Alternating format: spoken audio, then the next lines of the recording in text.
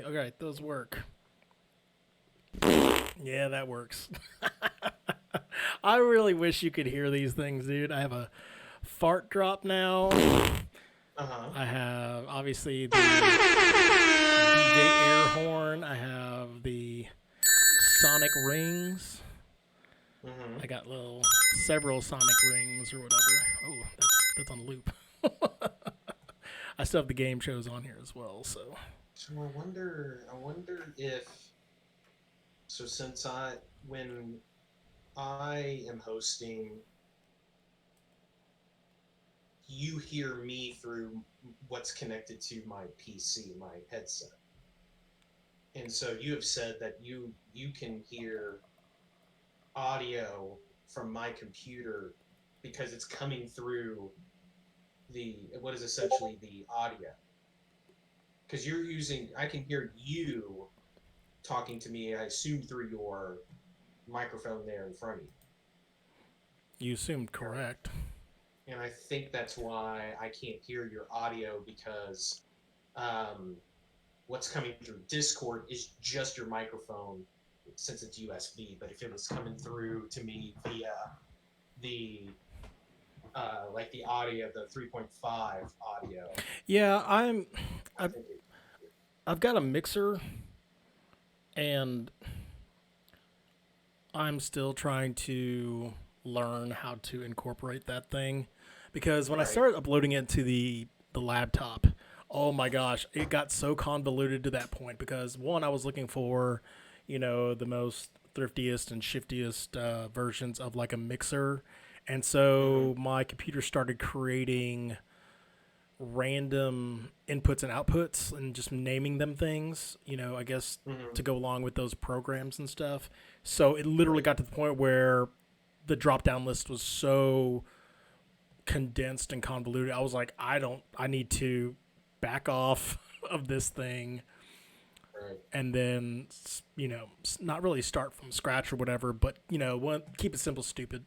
Like, I think I was shooting for the moon there already. Because I've worked with Mm-hmm. mixers before. I worked with that with my undergrad when we were doing a lot of television production stuff.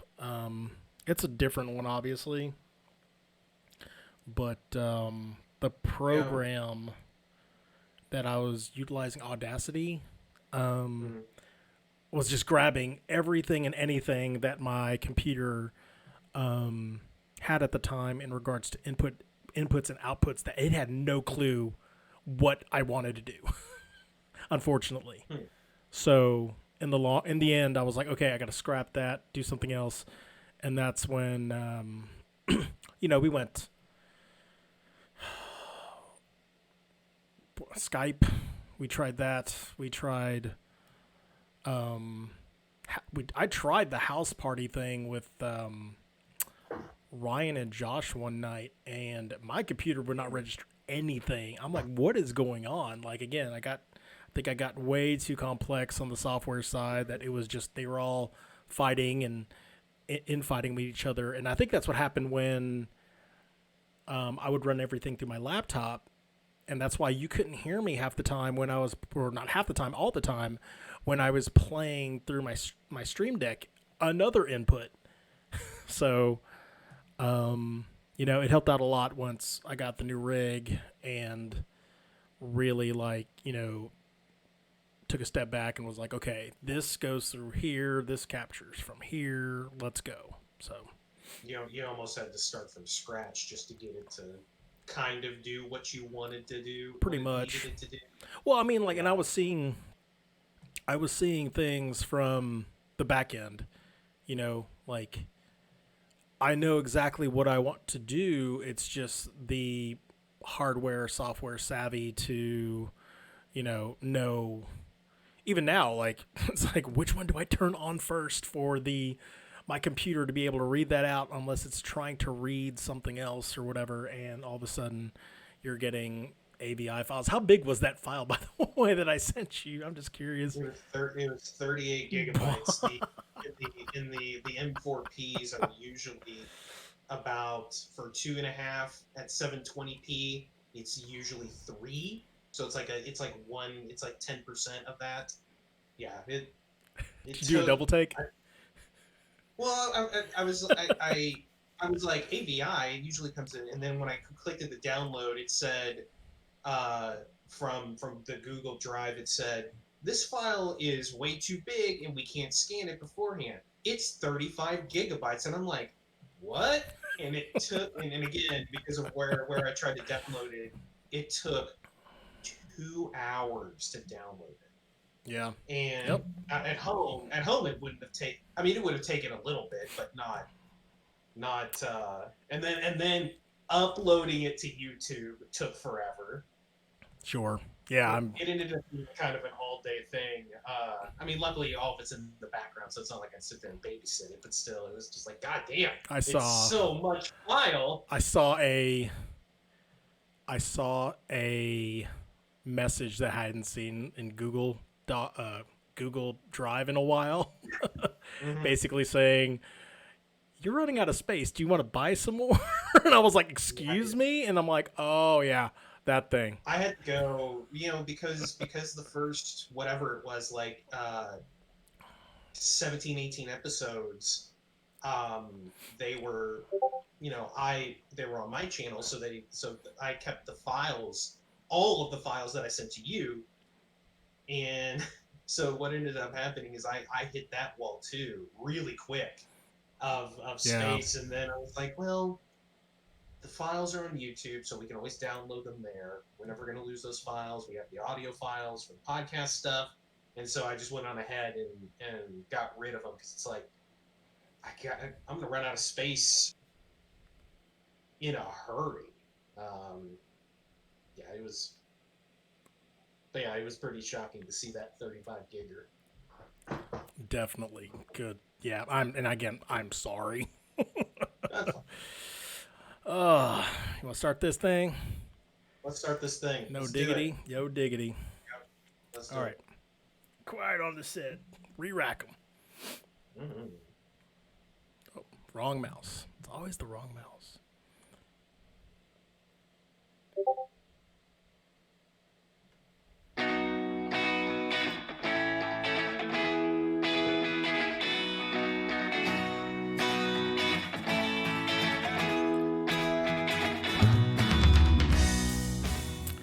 Hello, everybody. Welcome to the MC Gamescast. It's March 17th, St. Patty's Day. This is the 30th episode of the MC Gamescast. I am one of your co-hosts tonight, Charlie Zarzuela, and I've got my man, Mitchell Barrett, as well. Mitch Slancha. Yes. Cilantro to you too, Charlie. I am not wearing any greens today. How can you not be wearing greens today, sir? It be the day of the St. Patty. Would you want me to be? Would you like for me to be honest, or do we want to move on? Oh, no. I mean, like, how long is the honest? Is it short answer no with an if, or long answer no with a but? It's a short answer, but it's not a positive answer. I don't particularly care for days like this, but that's okay. But yes, today it is the 17th of March, Wednesday. You'll probably be hearing this on a Thursday if you download it from your various podcast outlets. Twitch.tv//Charizard81 is where you are viewing this thing live today. Just going to go through a couple of things really quick. Check out our swag, man. We got some cool little items at merch.streamelements.com/Team Llama Squad, where you can pick up clothing. You can pick up mugs with our logo on it. And it's really badass. Really, really great design. I love the old Mario design on that. Absolutely. Drink your coffee in a mug that has our logo on it. Hell yes. On today's show, we review one of the top films from 2020, Sonic the Hedgehog, the movie. This sucker was released on Valentine's Day 2020. I totally forgot that this was a Valentine's Day movie.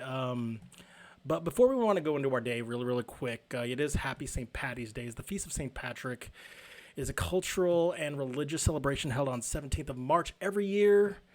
It's basically his traditional death date. The foremost patron saint of Ireland for bringing Christianity to that great country. We celebrate him by getting completely ripped and acting a fool. Yes. Um, On Lower Greenville. I made some corned beef and cabbage. I posted it I saw the on picture. my Twitters, on my handles. Mm-hmm. Same thing at Charizard81. It was good, man. It looked good.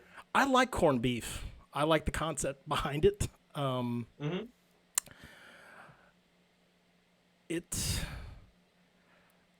It's not that hard to make when it came down to it. You know, like you go to the store, you buy one of those like pre-made packages or whatever, but you know it's already like set in the brine and stuff. They give you like these.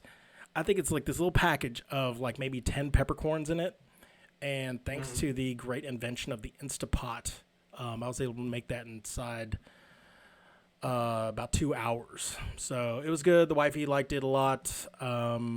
This is actually the first legitimate St. Patrick's Day that I can attest to have celebrated because my son is part Irish. So I don't know about you. I always thought it was funny seeing guys.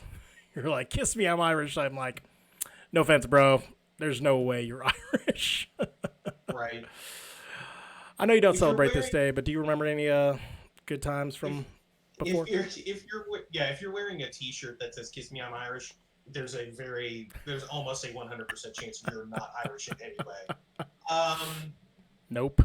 I don't have anything specific. I've never been to the famous Lower Greenville parade and drink fest. I know you've done that a couple times, right? The Greenville thing. The greatest one was the last one I went to. It was after a 5K, and then we drank all day, and then all of a sudden they said there was a Snoop Lion concert at this random back alley place that also had a Sublime cover band to open. That was the most lit day that I think that I've ever celebrated, the 17th of March. Nice. Yeah. Yeah, I don't have anything specific. I obviously I've partied, had my share of parties on the 17th, especially back in the mid-aughts. But yeah, nothing because I've never done the Lower Greenville thing. You didn't go down there and feel anybody's boobs up? No, I'm not Ezekiel Elliott. But yeah, I definitely had my day for that stuff. That's for sure. Well, man, before we go into the thick of it, which is talking video games, what'd you do over the last few days? So Friday, I got vaccine 1 of 2, the COVID vaccine. I got that, so I'm happy about that. Yes, sir. That's a good thing. Friday or Saturday, I was a little out of sorts. I had a pretty filthy reaction to it, but I'm glad I got it. Then I hung out with my mom and my brother and sister. We had a little party for my daughter who turned 9 years old. Happy birthday, Zoe! And then I shipped them all to the other grandparents, and I'm currently without anybody else in the house. And things are going great this week. I'm having a great time not having kids in the house. It's been a nice little. You talk about how you're on a little quote vacation. I kind of feel like I'm on one too, not having to kind of deal with the day to day with them. So it's been nice. They're having a good time. They're hanging out at a lake house with their grandparents, so they're having fun, and I've gotten a lot done. I've got the house. I got starting to get the house all nice and cleaned up, and yeah. So it's been a good little break from them. But that's about it. Nothing too special. Cool, what about you? man. Same thing kind of here. We started our spring break this week. On my end, I'm more spending it than my son is. What's up, Sturm? Dude, what's up, Warto? What's up? I've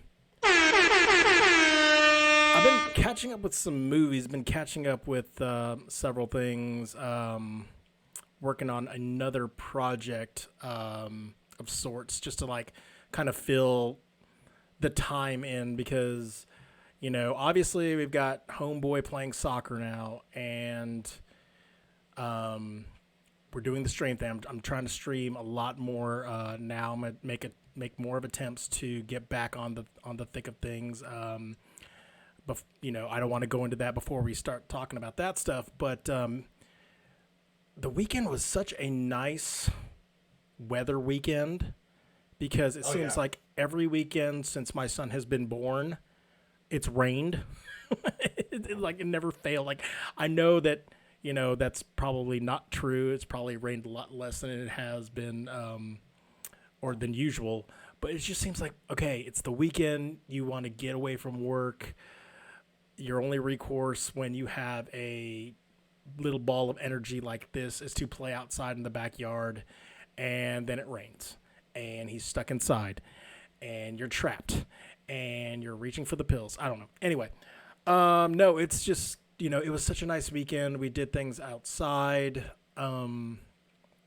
It was a lot of fun. Got a lot of work done before preparing for what is going to be, a 8-day staycation, I guess, including the weekend. Got a lot of stuff to catch up to in regards to when we had the snow days, such and such, or whatever. But that was me, not too intense, not too laid back, just pleasantly right in the middle. Which is all you can ask. Well, man, you know what else I could ask for? Is to play some fucking video games, bro. Yeah, video game. I played a lot of my share, but, before I go on that, I'm going to give the floor to you, man. Tell me what Astroneer has been giving you and anything else on your docket, sir. Yeah, so Astroneer has been taking up all of my time. I didn't do anything else this week.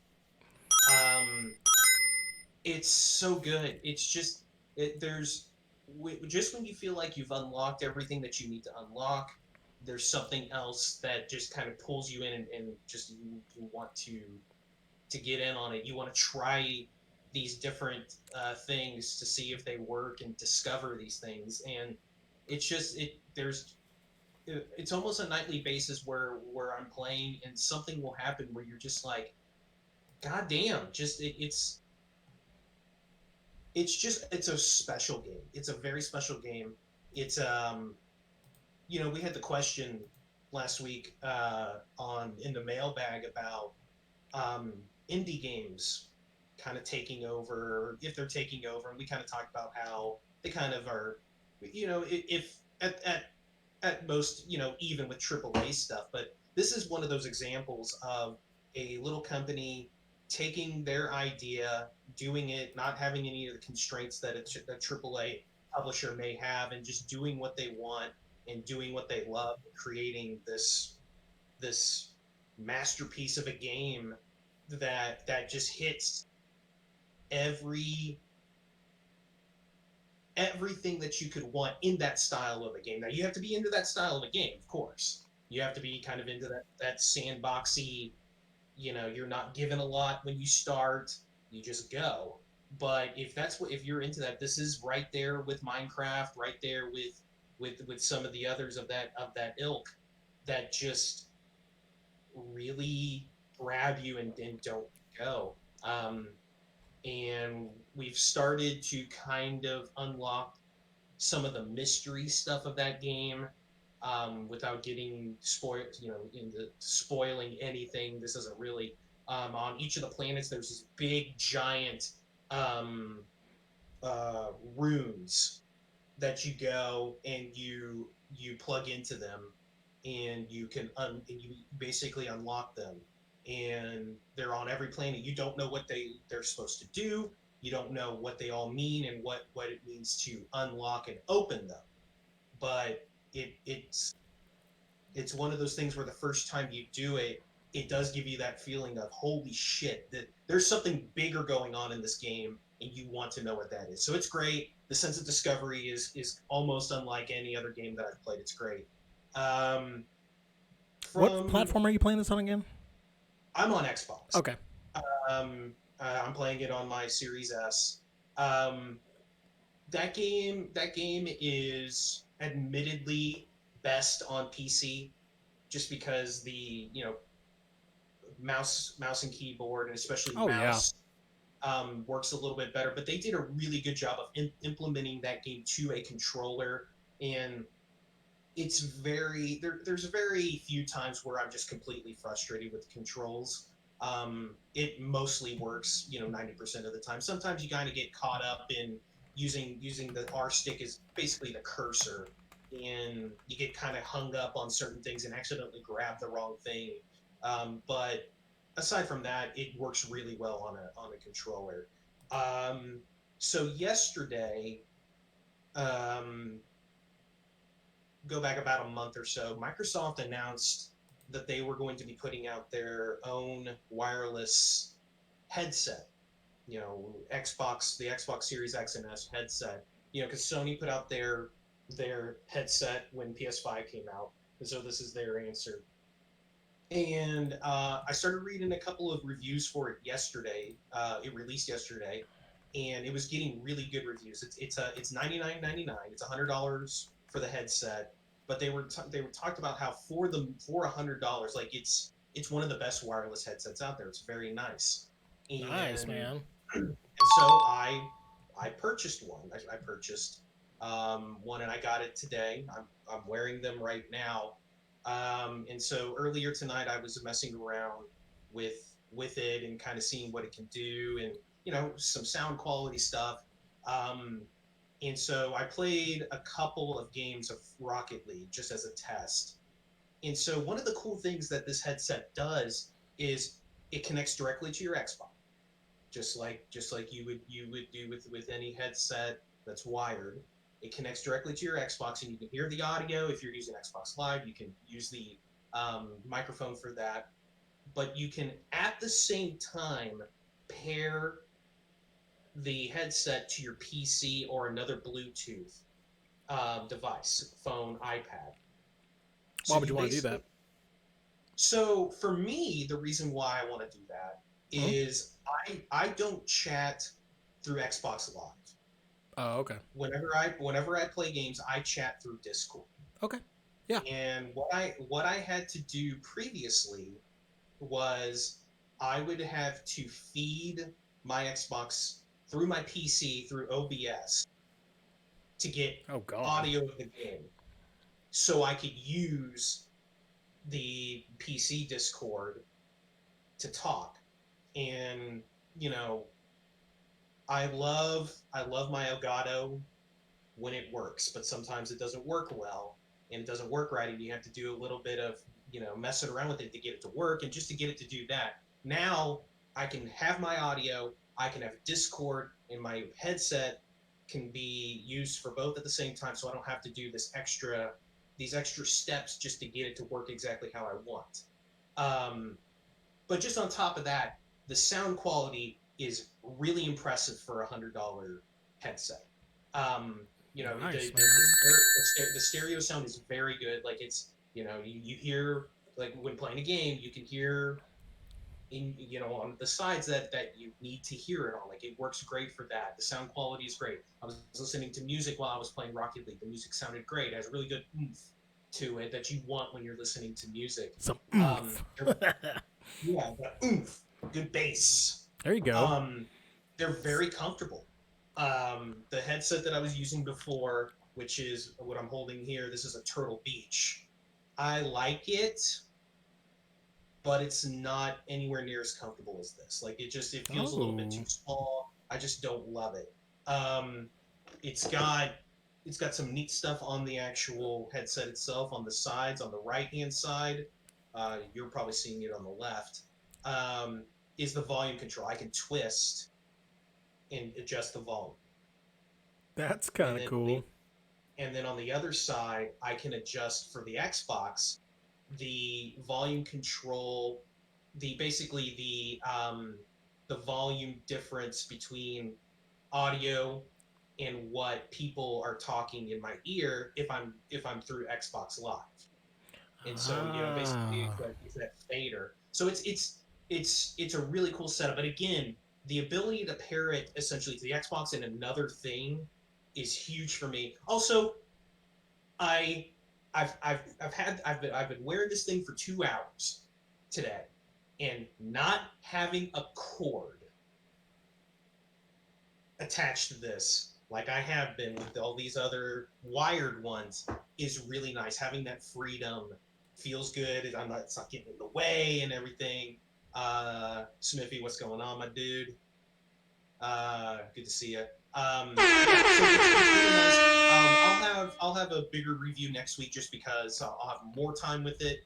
Um, but just my early impressions are, it's a little more expensive than I normally would go for something like that. I usually stick with kind of the entry, $40 to $50. But so far, I'm really glad I went ahead and spent a little bit extra because it's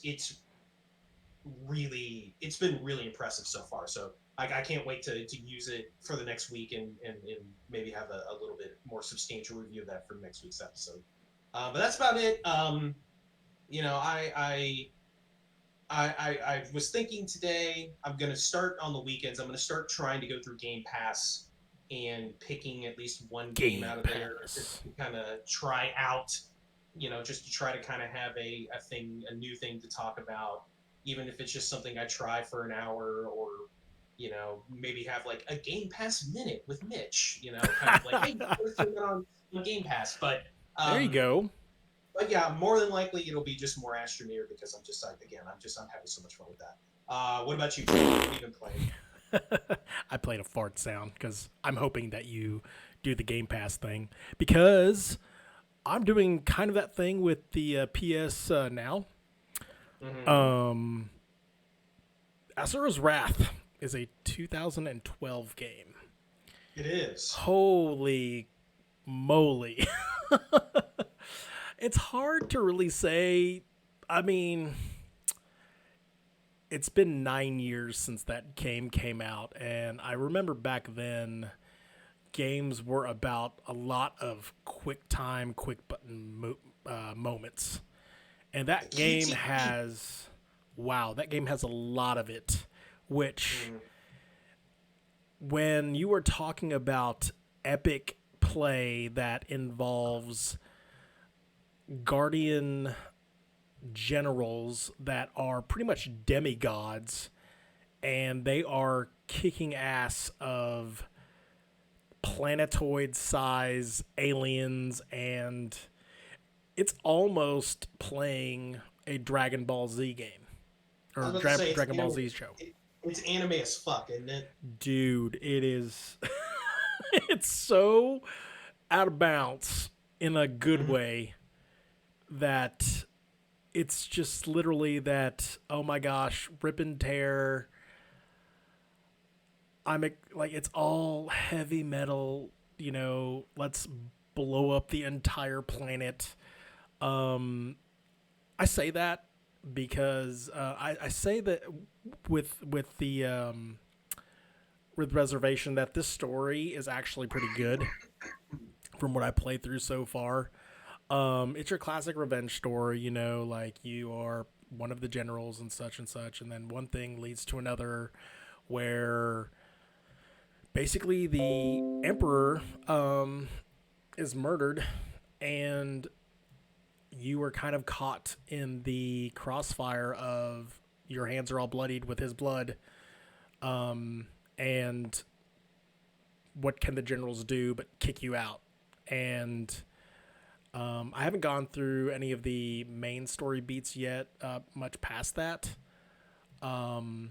You fall, and you basically, you fall miles and leagues, and there's no measurement for how far you fall off of quote unquote Mount Olympus. That's not where they are, but what I'm kind of trying to say. You fall to the realm of humans and nearly fall into hell, and you're talking with this golden spider who's trying to basically revive your memories to like remember. It's like, the Mufasa remember who you are kind of thing. And you're going kind of back through the memories of things and learning, and you're training yourself with these generals and learning the combat system along the way.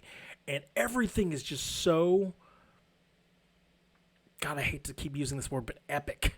Like, it's so big, it's so grandiose. Like, a punch is just, leaves a crater shockwave, and everything is very, very much larger than life in this game. I love the art style of it. It's got a very oriental anime art style that you could tell. I mean, it's a 2012 game.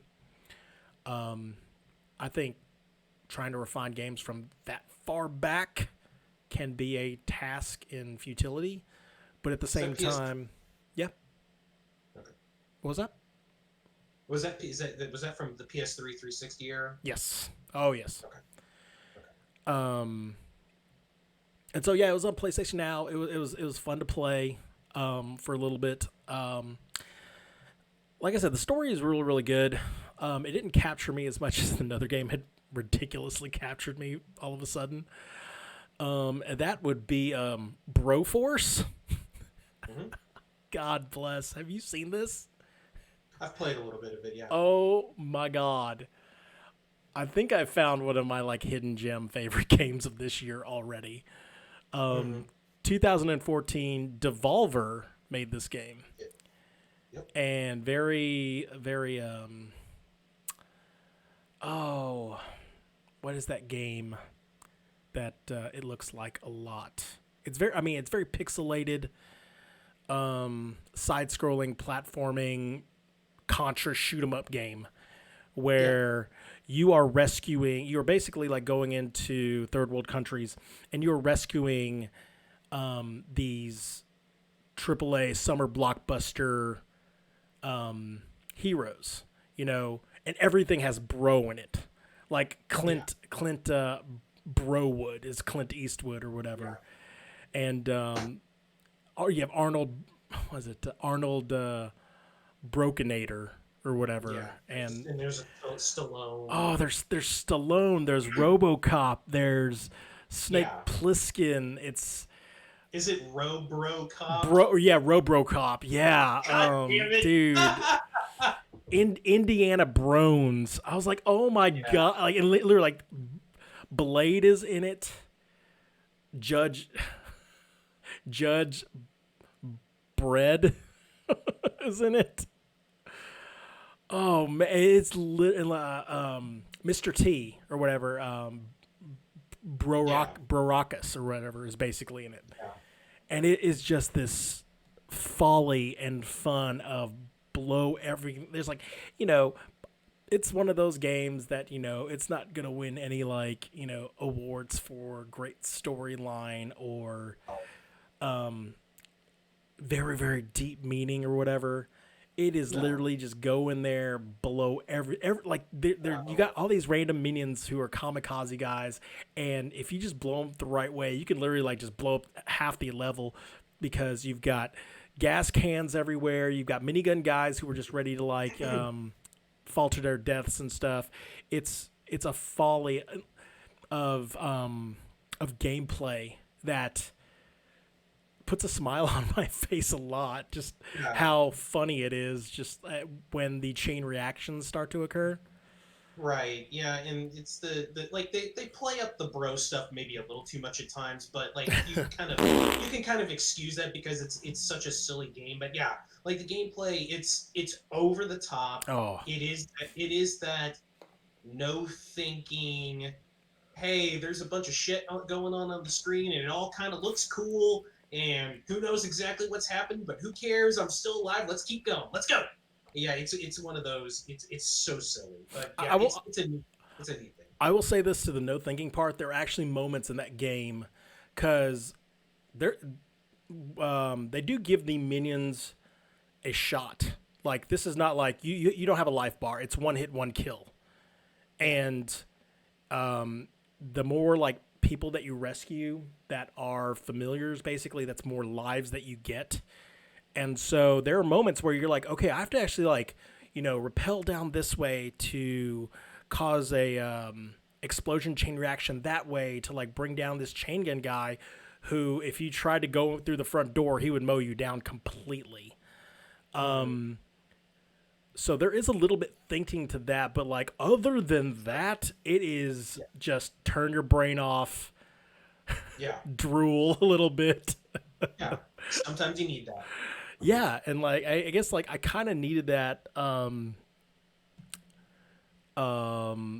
as a kind of like respite to the other games I've been playing.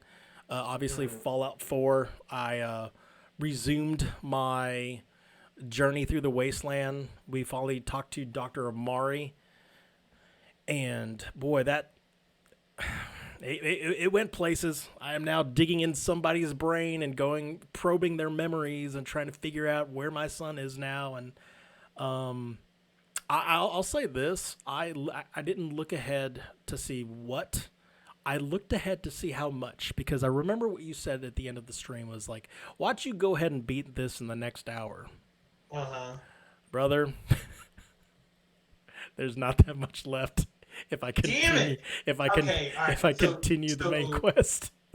So let me say this. I've been very upfront with what happened to me with this game. Just know, it was kind of disappointing and kind of burned out of the Fallout thing, and I couldn't remember how far I got into it. Well, watching you play the doctor stuff and getting inside the brain of Kellogg, it really jogged my memory of, oh, I've done this, and then what it says to do next. I'm like, I remember doing that, and then after I finished that next thing, that's where I finally fell off. And I said, you watch, it's gonna be. And I said, I wonder how much is left. And now you're telling me there's not much, and I'm like, damn it, why couldn't I just push through a little longer? Well, and here's the thing, like when I say not much, I'm not gonna give you the quantity. Like, who knows? No. One quote unquote mission can be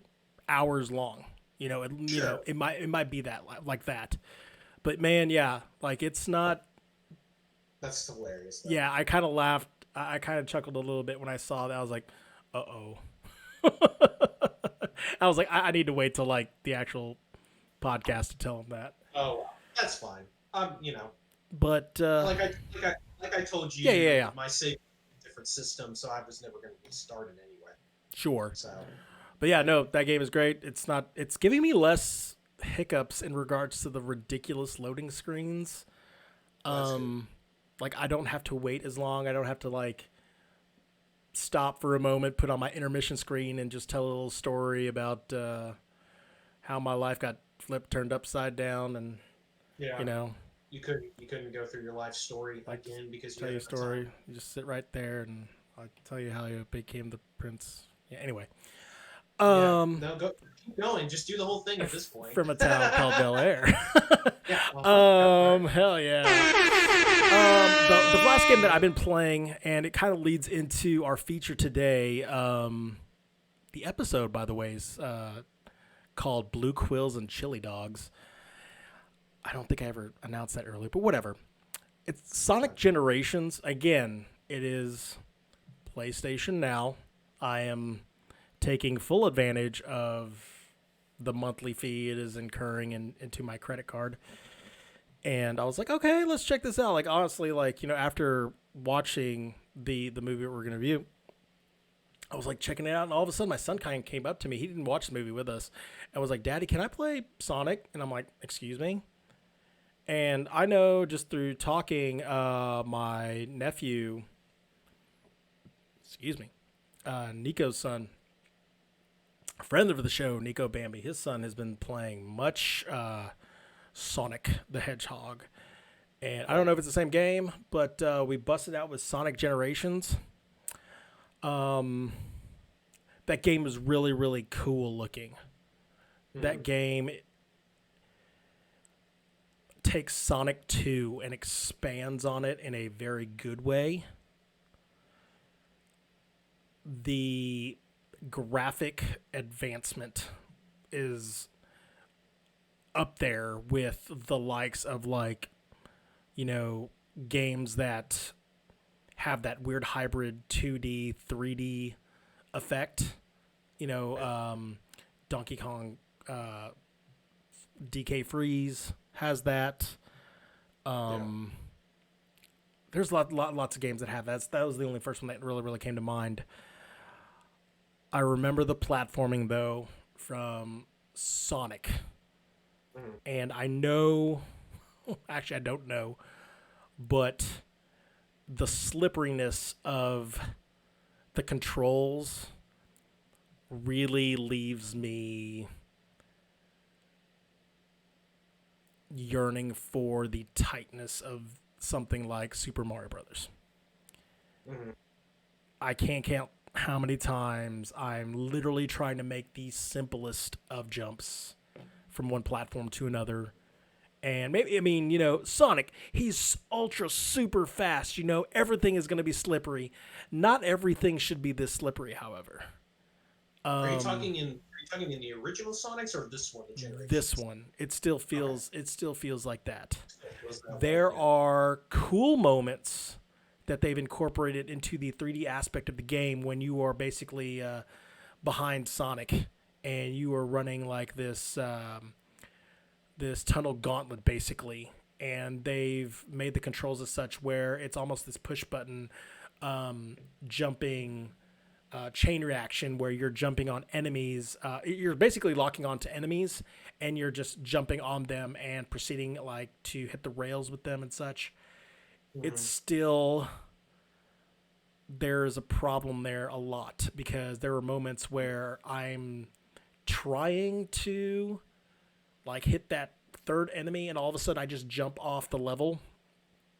Sure. There are Yeah. moments where I'm trying to hit the spring and it's not, like, the lock on is not catching. I don't know if that's just user error, because I'm literally just playing this like, from scratch, Yeah. or it is literally just, it's doing something really wonky where like Yeah. I'm trying to play, with my son, and he's learning, he's having a good time. He loves just hitting right and then just hitting the charge button and going. But at the same time, like, there are precise moments in that game where you have to hit a rail the right way, by locking onto the rail and hitting X, or hitting, like, bouncing off of enemies in succession to get to another platform in order to like unlock a different part of the over level. And it can be really frustrating when it comes to trying to be very precise in that game. Yeah. Okay. So let me ask you this before I Sure. say this. We're gonna do just a very small bit of producing on the fly. When we do our review later, are we gonna talk? Are we gonna talk about just the series, the game series stuff in general, or what was your kind of playing with that? I know we didn't really talk too much about that. Are we gonna get into it a little more deeper? Yeah. Okay, then I'll Like hold off. I'll hold off for now, for when we do talk about the actual game series itself. it's going to Um, be very much like our MK talk, where okay. I don't want All to right, go fair enough. too beat. I don't want to go too beat by beat, just because No. it could turn a podcast very long. Yeah. But we'll bounce back and forth between the games, the series, and the actual its That's what representation as a movie medium.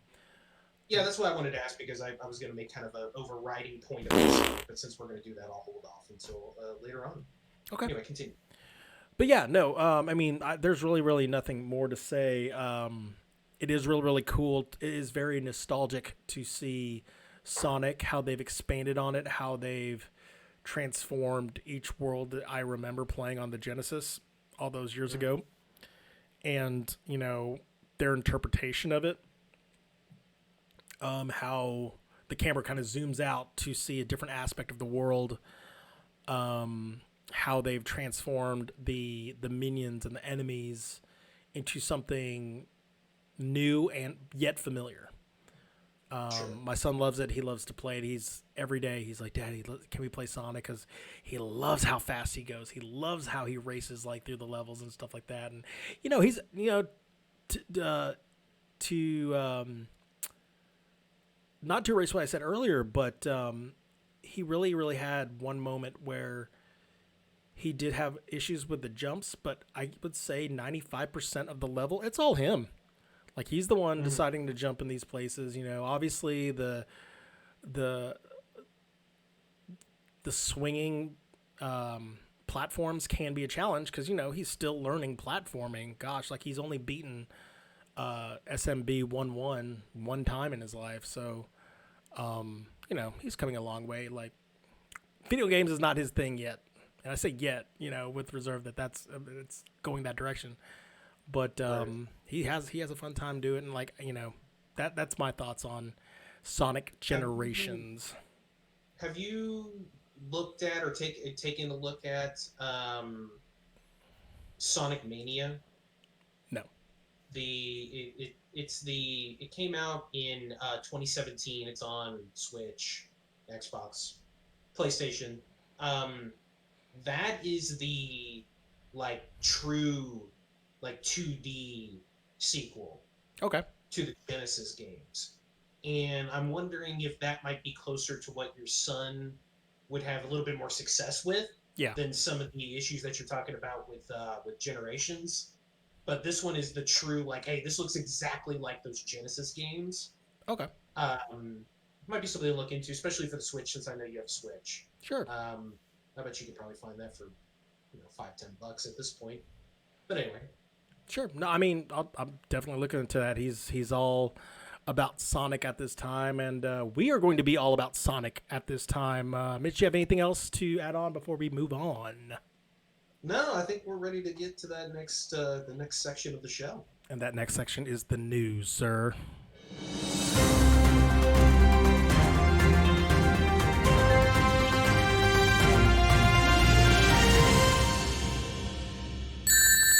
All right. We got barely any news this week, which is kind of nice. But, you know, they're big things that we got. So today, the Doom Eternal final campaign expansion trailer dropped today. Came out today, and holy crap, are we stoked about this? Yeah, it's the final campaign DLC comes out tomorrow. Oh, God bless. I'm blah. The trailer was out today. The full trailer was out today. Yeah. And the actual blah blah blah. DLC is tomorrow. You're the Doom guy. You're the Doom guy. You still haven't even played Eternal yet, have you? No, I haven't beaten the first Doom game from 2016. I just know it's a tremendous apple to bite, and right now I'm in the middle of course, several courses that I'm working my way through the plate.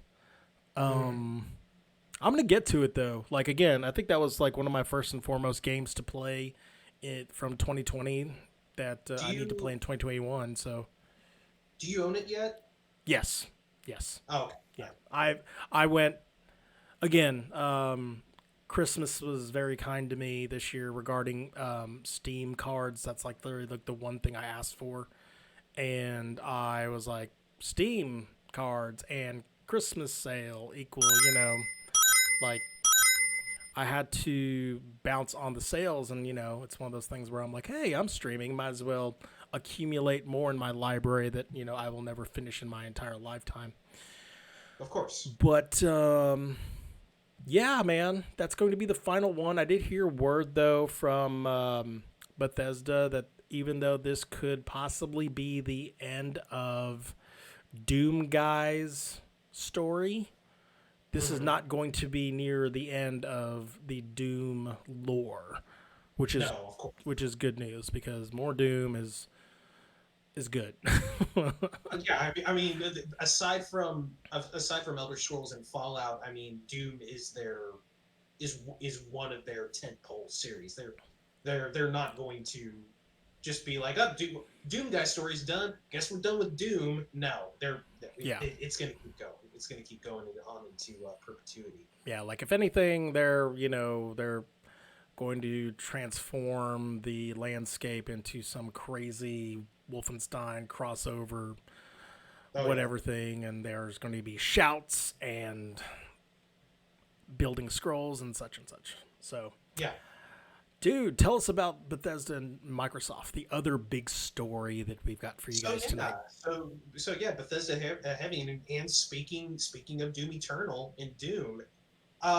So we had the news last week that the Bethesda Microsoft deal became official, and that they were going to be doing a little live show online, just talking about what the actual merger means.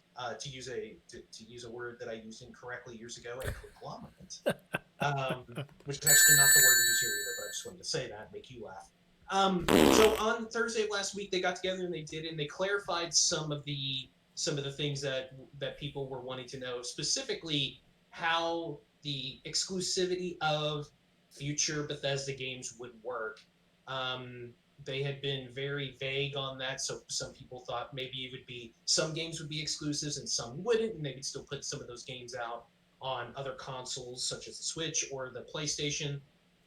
Well, Phil Spencer of Microsoft finally talked about exactly what that means, and they are going to be exclusive to any device that can run Game Pass. So that's PC, Xbox, the cloud. Um, so this idea that after Deathloop, there might be some more PS5 games coming, Bethesda games coming to PS5. That's not going to be the case unless all of a sudden Sony allows Game Pass on their system, which would never happen. This is going to be exclusive, and we Is can. this exclusive into perpetuity or I mean, um, yeah. Like versus as like a long as timed exclusive? no, as far as what Phil Spencer said, as long as Bethesda and Microsoft are in business together, every game from past Deathloop Yeah. will be exclusive to Xbox and PC, basically Game Pass services. And we've talked ad nauseum of what this means, and the what we think about exclusives and stuff. So we don't need to do that. Um, so one of the other things they also announced is what is coming to Game Pass right now. What is coming? And last Friday they dropped on both PC and Xbox Game Pass 20 Bethesda games that were not on the service for either PC, Xbox, or both at the time. Which that includes every Doom, from Doom all the way through to Doom Eternal. So we're talking Doom 64, Doom 2, Doom 3, all those Dooms are on there now, which I have to assume that with Doom Eternal, that also means that you'll be able to get the DLC that comes out tomorrow with it if you have Game Pass. Every Bethesda Fallout game, 3, New Vegas, 4, 76. Um, and of course all the Elder Scrolls games that were on consoles from Morrowind all the way through. And one other thing that they did announce is that so Microsoft for Xbox Series X and S, and PlayStation is also doing this for PlayStation 5. They're boosting up in basically creating next gen versions of games, and so Bethesda and Microsoft announced that Skyrim, Fallout 4, Fallout 76, among others, are going to get that frames per second boost up to 60 frames and get the benefit of the fast load times and that kind of stuff for the series. So that's cool that that's happening. Um, so yeah, so they're already seeing kind of the fruits of this merger with just having pretty much every Bethesda game that you would ever want, all the Wolfensteins, all of those, anything you would ever want is on Game Pass now, and it will be into perpetuity. Also, this was interesting from the PC side. EA Play, which has been part of Game Pass Xbox since the end of last year, has now finally come to PC. So all of the EA Play games, which are 60, I believe, on PC, have also come to Game Pass. Um, if I had to guess, Sony's going to probably do the same thing with EA Play with their PlayStation Now service pretty soon. I can't imagine that they're going to continue to allow Microsoft to basically pick up these services like this without them getting, because we've seen, Charlie, you've talked about it with your time with PlayStation Now, how how that service is starting to get better, and if they want to continue to have that as one of their tent poles of their system, they're going to have to kind of raise the bar on that side of it too. Well, yeah, it looks like, and I saw this today. I had forgotten to add this to the list, but the new Horizon game is actually going to be free to play on the PlayStation Now I saw that, service yeah. Indie, on the some indie PS5. titles too. Yeah. So, it's action and reaction between these two. I'm sure that Sony's got some like, oh, you guys want to do this? Well, here's all our exclusive stuff that we're about to release or whatever. Unfortunately, we're not going to see an E3 Mortal Kombat between the two this year. But well, live, you know how that goes. Yeah. We'll see. I would have liked to have seen if Sony could have brought Yo-Yo Ma in. It seems like they come in with like these orchestral concerts or whatever, and then Phil Spencer, walks in with Master Chief's helmet or something like that. So sure. Yeah. Well, I've told you this, Charlie, that one of the things I've kind of wanted to start doing was kind of writing more, especially about video games. And I think what I want to do is write about what the deal means for Microsoft and what it means for. What is the deal with this? Well, I'll spoil a little bit of that article by saying Microsoft buying Bethesda. Everybody is like, "Oh, is Sony in trouble? Are they scared?" The answer is no, and I'll tell you why. Competition breeds success. Yeah. And all that does is make Sony come out with stuff like that with the Horizon thing. And then in turn, Microsoft's going to have to react. So what's going to happen is all of us are going to win. These services are going to get better and better and better because of this competition. And yes, they compete against each other, but the fact remains is that in a vacuum, those two console makers and Nintendo as well are trying to sell their console to a specific consumer. They're not necessarily trying to sell to Xbox fanboy or vice versa. They want to try to sell it to people that are kind of in the middle or essentially their own constituency. And all that competition does is just make it better for everybody. And we can argue about exclusivity and what how that makes it, how it does things, but in the end, it's just going to make the games better and make the services better. And that in that way, I think is a good thing. I agree. Hopefully, we got all that recorded this time. We did. I see the green light on my microphone. It's all there. No, yeah, everybody man. Everybody will hear it this time. I remember the big boon, the apex of gaming. It seems like to me was the PS2 had come out, and obviously Microsoft came out with its own big brick and did not, come up to expectations. I think if you even look at the numbers now, the Sony consoles are still exceed Microsoft in sales per unit. But Microsoft, counteracts with their reaction with the 360, arguably one of the greatest consoles of all time. Right. And so now it's less, it's still console war, but now it's services war. Like, how can we serve you? How can we make you want to come to our hardware or our services? Exactly. Because the hardware is the same. It's the same hardware. Yeah. And when one does one thing, the other one is trying to, up the ante by offering a little bit more for a little bit less, or, and lo and behold, before you know it, it's like before. I owned a Xbox 360 and a PS3. Now I have a PC, which is Lord knows when the PlayStation 5 or Xbox Series X is more readily available. Who knows? I might have all four. Poor Nintendo. I just want to say, let's not forget them. No.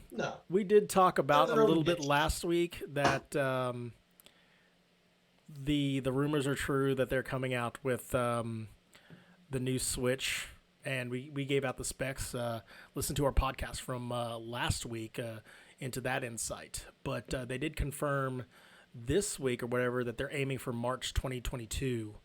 So literally a year from now, we're going to have more readily available PlayStations and Xboxes, and with the new Switch coming out, there'll be a lot of video games to play, man. So, yeah. Interesting topic for sure. Oh my gosh, yeah, and it's not going to end.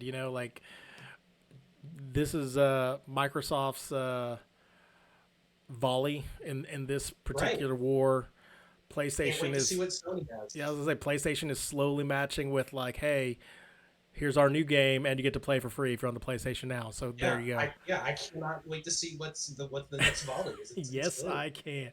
Yeah, I know. When we're the ones that benefit. Yeah, Josh Shizzle on the chat is right. It's no, you can't. Yes, I can. It is literally this back and forth between the two.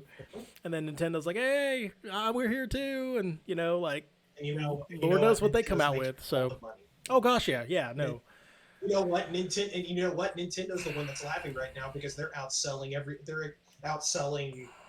with or without the console shortages. They're wiping the floor in console sales right now. So sure. They don't care. They're their own thing. Yeah, they've got amusement parks they got to take care of and fun. So, to close off the news tonight, the Stadia still exists. It never gets old. Are you still paying for that thing? I forgot. I still didn't cancel it. How much is that a month? $10. Okay, we're gonna start doing a counter. No, you know what? No, I'm doing it now. I'm just gonna do it right now. And that is the news. We have one new release pretty much for this week while Mitch cancels his subscription. It is the Marvel's Avengers Next Gen. It is now the PS5. Comes out Wednesday, March 18th. Which one is it? Is it Tuesday? Is it Thursday or is it? It's Thursday. Okay, Thursday, March 18th for the PS5 and the Xbox Series X and S. Well, man, that is our news for the day, and we have come to the point of the show where we teased it earlier. We're going to be talking a little about Sonic the Hedgehog.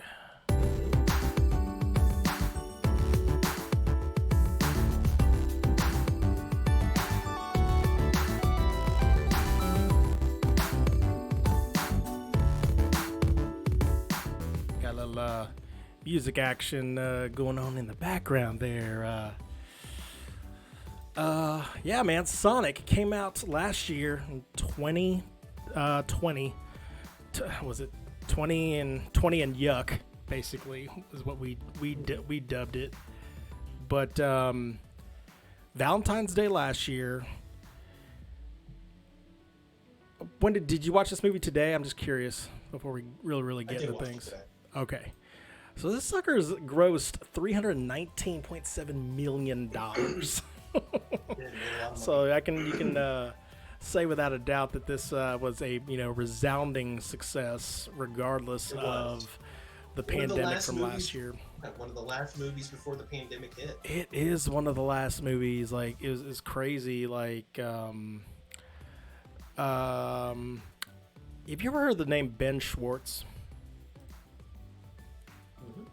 You have?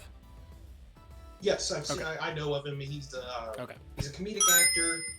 He's been in a lot of Parks and Rec. Yeah. He's in that show. He's a really funny guy. He's a really good follow on Twitter as well. He voices Dewey Duck in DuckTales, Leonardo in Rise of the Teenage Mutant Ninja Turtles. I did not know that. Apparently, he appears many times in College Humor web series Jake and Amir. Okay.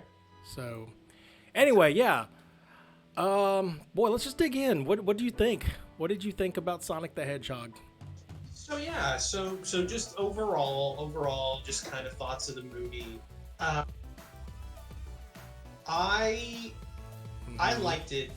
I did like it. I don't know if I loved it, but I really did like it. I think Ben Schwartz as Sonic at doing the voice, he does a really good job with that. I think it's the right amount of attitude, the right amount of humor to go along with some of the sequences where there's the actions going on. His buddy in the movie, what's the guy's name? Is the James Marsden or Tom? James Marsden. Yeah, he's really good. I like him a lot in that. Dude has come a long way since Cyclops. Right. I like his wife too. Anyway.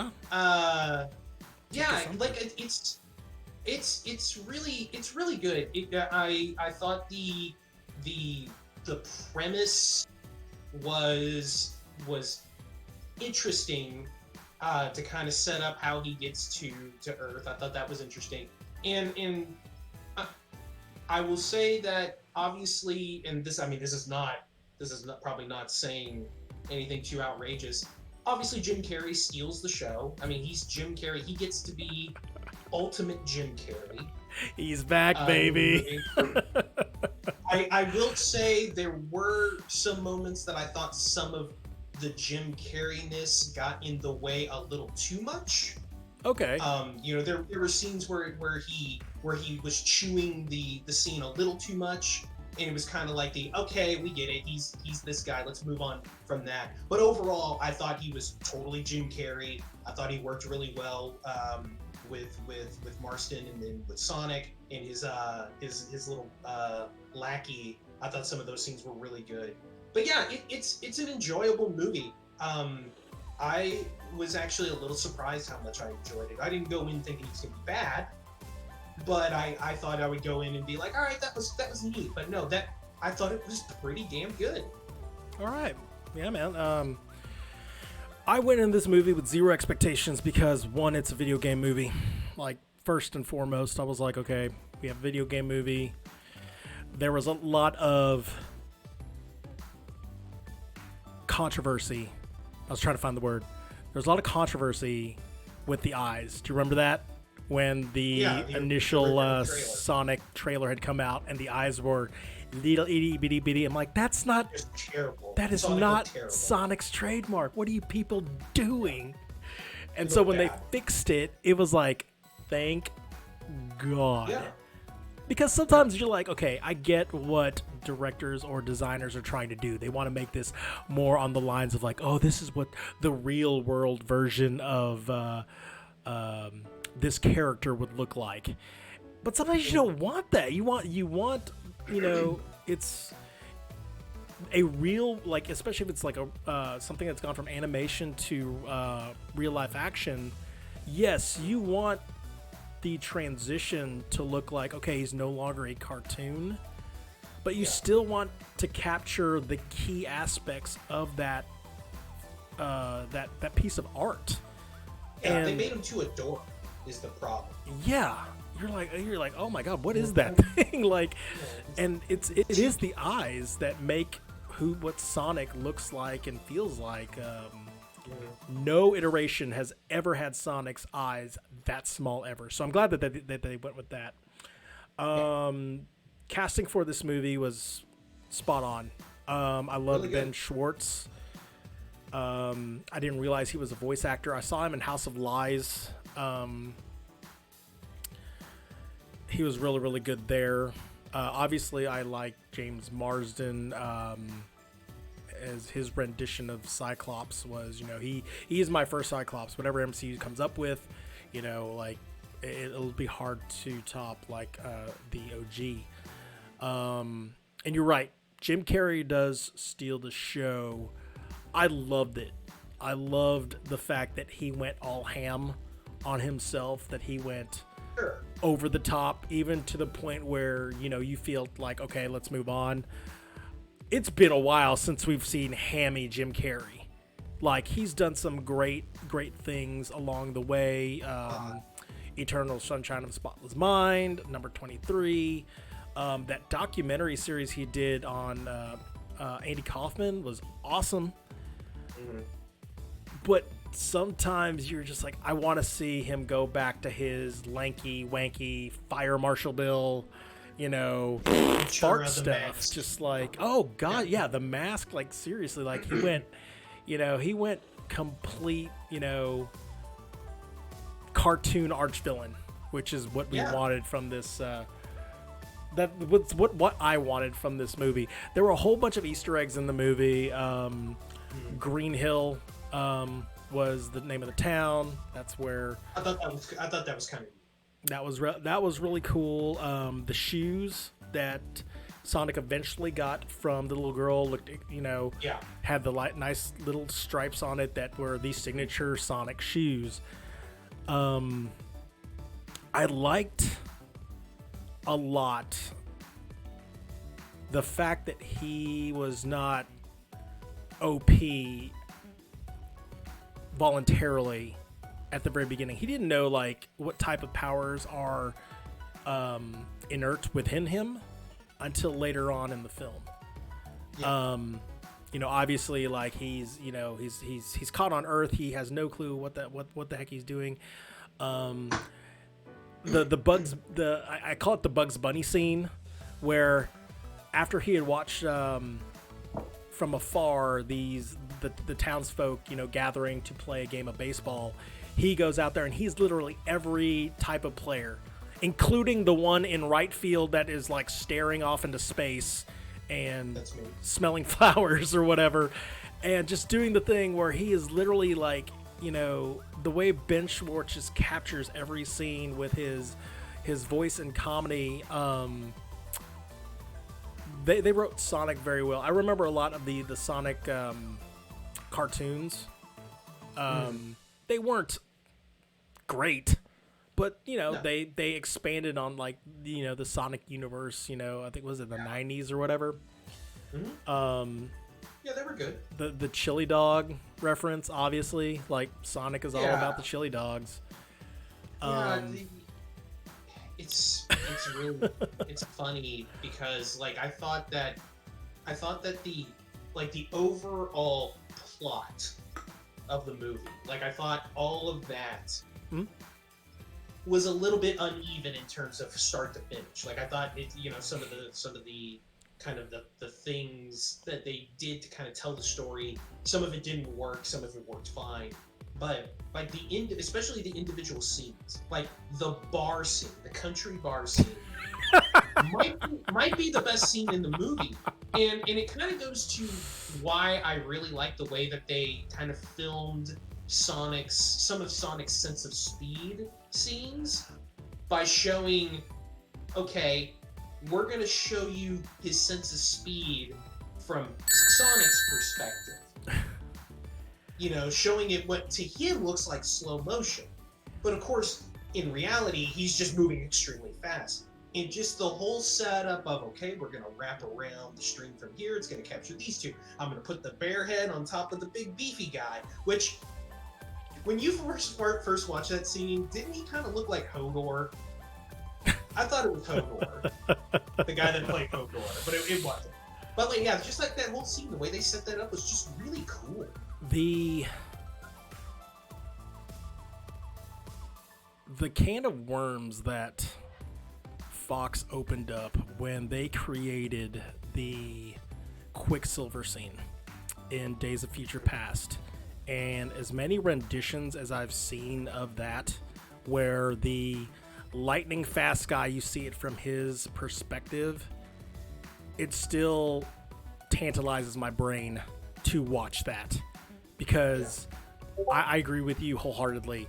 That was the best scene in the entire movie, to see what all, like, how creative he gets to be with, okay, I'm going to push this guy over here. I'm going to give this guy a little wedgie. I'm going to take this flag and intertwine it with everyone. I'm going to put this bull's head on this one dude, who's been giving me trouble the entire time while I'm in there. I'm going to move Tom out of the way of danger. Yeah, and then all of a sudden, like, the speed snap breaks, and you just see, like, the results of everything, and it's so cool to watch. And, like, the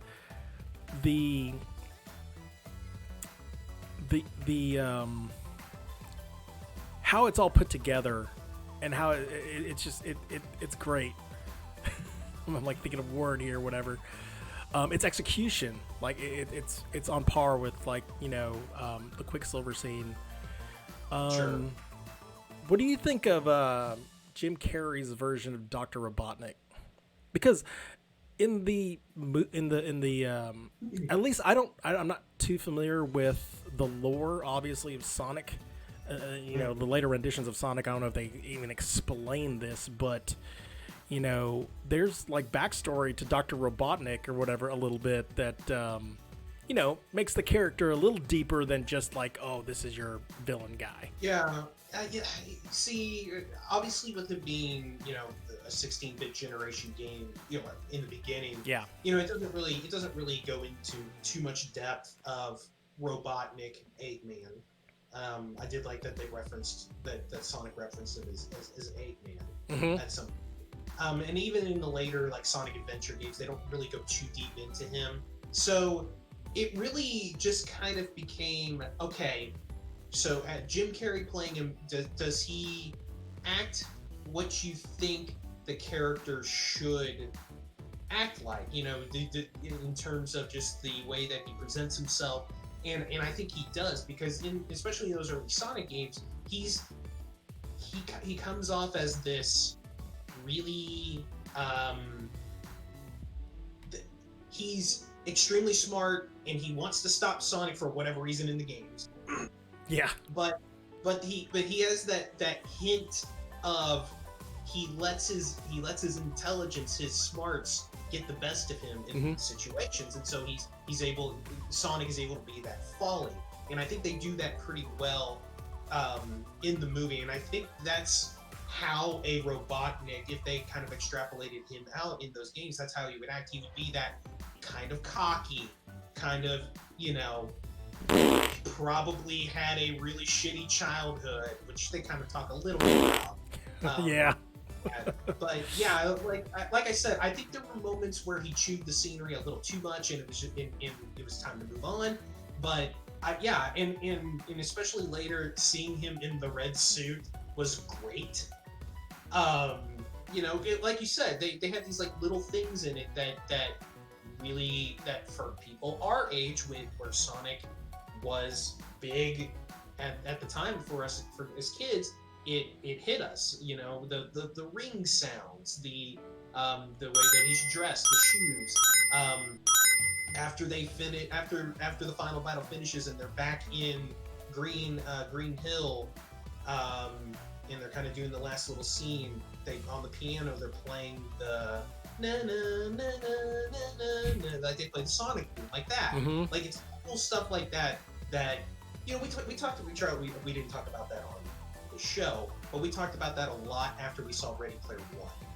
Yeah. That there were these things that happened in that movie and what happened in this movie that hit us in the nostalgia. But it wasn't done in a way where it was just like, oh, you just threw that in. That's bullshit. Like, it's these little things like, yeah, she gives him, she notices that his shoes, the little girl notices his old shoes are really torn up. Screwed up. So let's give him new ones. And it gives him the new ones. Like, it wasn't just like, it wasn't some silly scene where it's like, let's shoehorn in the shoes. Yeah. All that little stuff worked. There was one shoehorn that I did not, that I thought was weird, which we'll get into. Okay.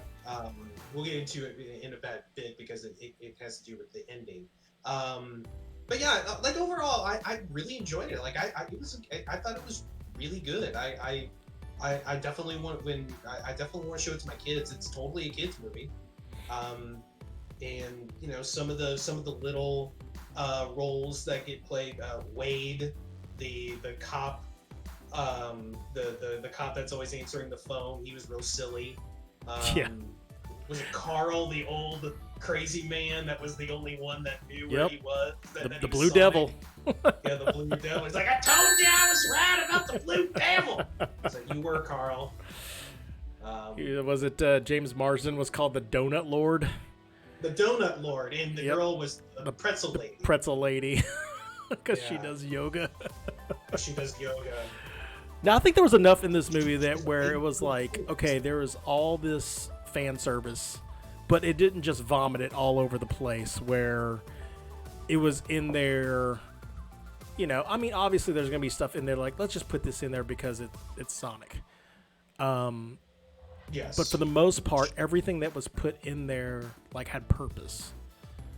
You know, like I said, the shoes, the quill, the Sonic Force, even the first time he actually like he turns into a ball and destroys that tank, and he even tries to mention to Tom. He's like, "Here, this is what you do. You spin really, really fast, turn yourself into a ball." And he's like, "Yeah, Tom can't do that, buddy." But I want to go on to, its representation as a movie versus like the game. I know that you've got some stuff that you want to say. I'm going to go ahead and speak my mind to it first. Can I, yeah. I'm sorry. Can I say one thing about the movie specifically? Yeah. I wanted to get to. I want to save it for the end because this is the end. I thought spoilers. We're spoiling. We're just gonna spoil something. Spoiling guys. I thought the Tails scene after the credits was lame. I mean, I thought it was out of place.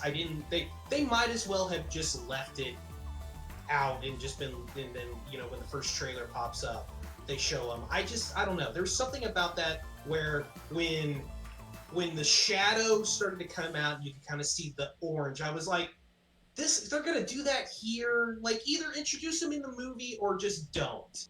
And to me, I didn't like it. So Tails was never in the first game.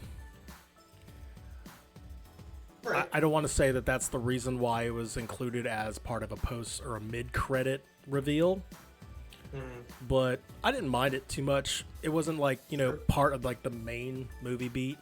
It was one of those things where, again, I was sitting there with my wife. We just finished it and we were kind of going over or whatever. And I even said, I was like, are they going to do the Marvel thing? Like, this isn't a Marvel movie, but are they going to do the Marvel thing where we're, they're going to have like a little mid credits teaser. And sure enough, like they said, like the shadow comes through and Tails is asking for Sonic's help and such. As obviously the two Tails unfold. I like that, to be honest, because that means there's room for this universe to grow. Sure. I'd like to kind of know what happens back, when all those little minion looking things were after Sonic in the first place, and what may have happened with Great Owl. I don't know. Maybe I'm just like, I always like to build on top of like a one-shot movie sometimes to its detriment. Like, sometimes a movie can be good standalone. Like, it doesn't need a sequel. But there's there's a lot more characters in the Sonic universe that, I was like, the end of I'd like to see. The end of Sonic 2 is gonna have a post-credits with Knuckles. Or they may just include Knuckles in the second movie. Like, I don't even know. Like, that's supposed to come out next year. And then Shadow.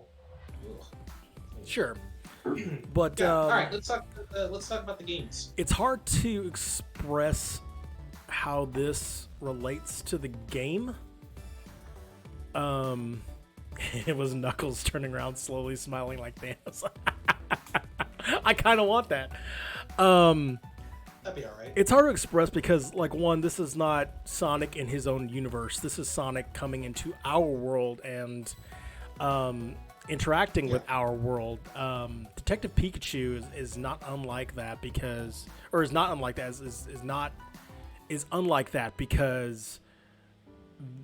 it's basically capturing the Pokemon world with real life people capturing real life pocket monsters.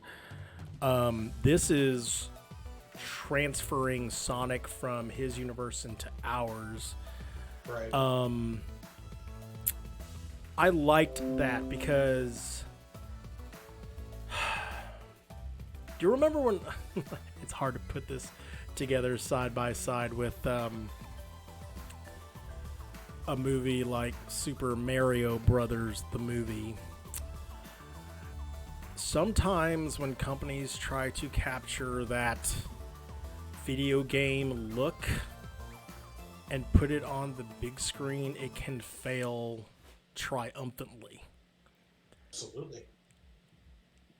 I believe that if they had done that with Sonic, it would have done that. The approach that they took in regards to bringing Sonic into our world, and like he's not even superhero Sonic from the video game. He's still a baby. Like he's still like a prepubescent teenager or whatever, trying to make a friend, find his way in this world or whatever. And I liked that. I liked what they took from the video games. Obviously Dr. Robotnik, the little call out at the end when, again, spoilers if you haven't watched it. It's free if you have a Prime subscription right now. But yeah, at the end when Dr. Robotnik is at Mushroom Land, which I don't know if that was a shot at Nintendo. I love that when Sonic was like, ugh, Mushroom Land, that place looks like it sucks or whatever. Mm-hmm. I mean, he's got the jagged, mustache now, and he's, put those like tight working goggles on to really, really make himself look like Dr. Robotnik. And his hair's fried off, so he's bald. Yeah, he's bald Robotnik. He looks like Robotnik, yeah. Yeah. So that callback was really, really good. I like the fact that they kept him not like that though during the entire onset of the movie.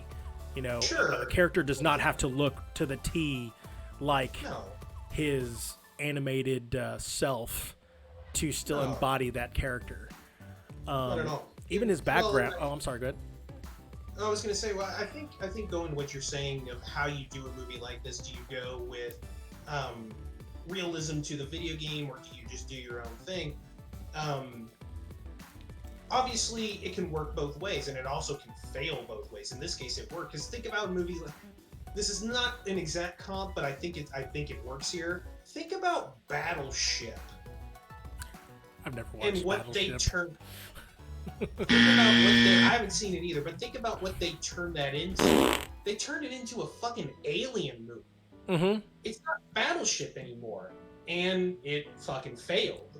So yeah, you can go step way outside what the original premise is of something and do a fine job, and in this case they did. Or you could be like Mortal Kombat and just be the fucking game essentially, and it works. Yeah. And in some cases it doesn't. So yeah, like I just think if you have good writers and you have good cast, and like in this case, I think no matter how you do it, it works. In this case, bringing it to the real world, they knocked it out of the park. Yeah, and close off what I was saying. Sorry. No. I'm glad you augmented my flavor regarding my thoughts on this. But I want to see it again. Like I want to watch this again with my son. I know he would like it a lot. This is definitely a really, really fun. Like it's just a fun. Like even like if you've never played Sonic before, it really tells a story about a blue hedgehog and his interactions with real people, and it's just a fun journey along the way. Like it's not too deep, but it's not like dumb fan service. Let's make a video game movie kind of thing. So I'm glad that you can tell like that they went to, or they themselves really, really captured the heart of Sonic and really put forth a good product there. So Sure. So what were you going to say in regards to Sonic gameplay from earlier in regards to how it deals with this? So just, like we did with Mortal Kombat, the movie, we talked about our thoughts on the video game series, and, I figured we would do that here. I never liked Sonic, the games. Mm-hmm. The Genesis ones they're okay, they're fine, like, but as the series went along and they tried to take it into 3D, like, I think Sonic Adventure is a bad video game. The Dreamcast Sonic Adventure game, I think it's bad. And the only thing that I think that Sonic does well over the course of its time is it's a very good presenter of technology. It had the way that it presented the Genesis and what it could do in terms of the graphics and the speed and the music. And then I think it did the same thing for the Dreamcast. Like, it showed off what the Dreamcast could do, what 3D gaming could do. But as a game, I just didn't think they were that good. Like, I don't know. Like, and maybe some of it is Super Mario Homerism, but also those games are just way better than Sonic. Yeah, like the Genesis ones I think are good. Like, I like Sonic 3 and Knuckles. Like, I think that's a good game. But, and then it's really gone off the rails. Like, you talk about generations. But, being fine. And it sounded like Sonic Mania was fine too. But other than that, like, especially in the 3D games, the 3D games are terrible. They're just bad. Shadow the Hedgehog, Sonic Adventure 2, some of that stuff. I don't know. I just think they're bad games, and they continue to try to make those games. And I mean, obviously there's an audience, but I don't know. I never got into it. I was gonna say someone's playing those games because, boy, they keep pumping them out, and maybe that's it's just not your cup of tea. Maybe it's not my cup of tea. I know my son loves it too. Holy heck! And I know my nephew Nico Bambi. Welcome, dude. He's been playing that game. I think he played that game. He showed my cousin what's what with that game. Yeah, man, that's a kid's delight, is to have a character who just blitzes through a level practically. Sure. I don't know if I reference it later. No, I don't. So I do know that it was basically inspired, like the speed of Sonic was basically inspired by Super Mario Brothers speedruns. That the creators saw people just trying to blitz through a level really, really fast. We're like, oh, well, we could make a character that does that. And, Sonic Speed kind of, that was one of the early iterations of where Sonic Speed kind of sprang to life in regards to that. So it's funny enough, like, they're rivals with each other, it seems like, in everything, in video games and console battles, in heckin' Olympic games practically. But what are you doing? But yeah, no, that is our do you have anything else before I close the book? No, I think overall it's a good movie. Yeah, I think we both liked it. Sonic the Hedgehog 2020. Go see it if you can. Go watch it with your kids. It is a very, very good movie. And that is our Sonic review. That is a feature of the day. We're going to go hit up something right now called the mailbag.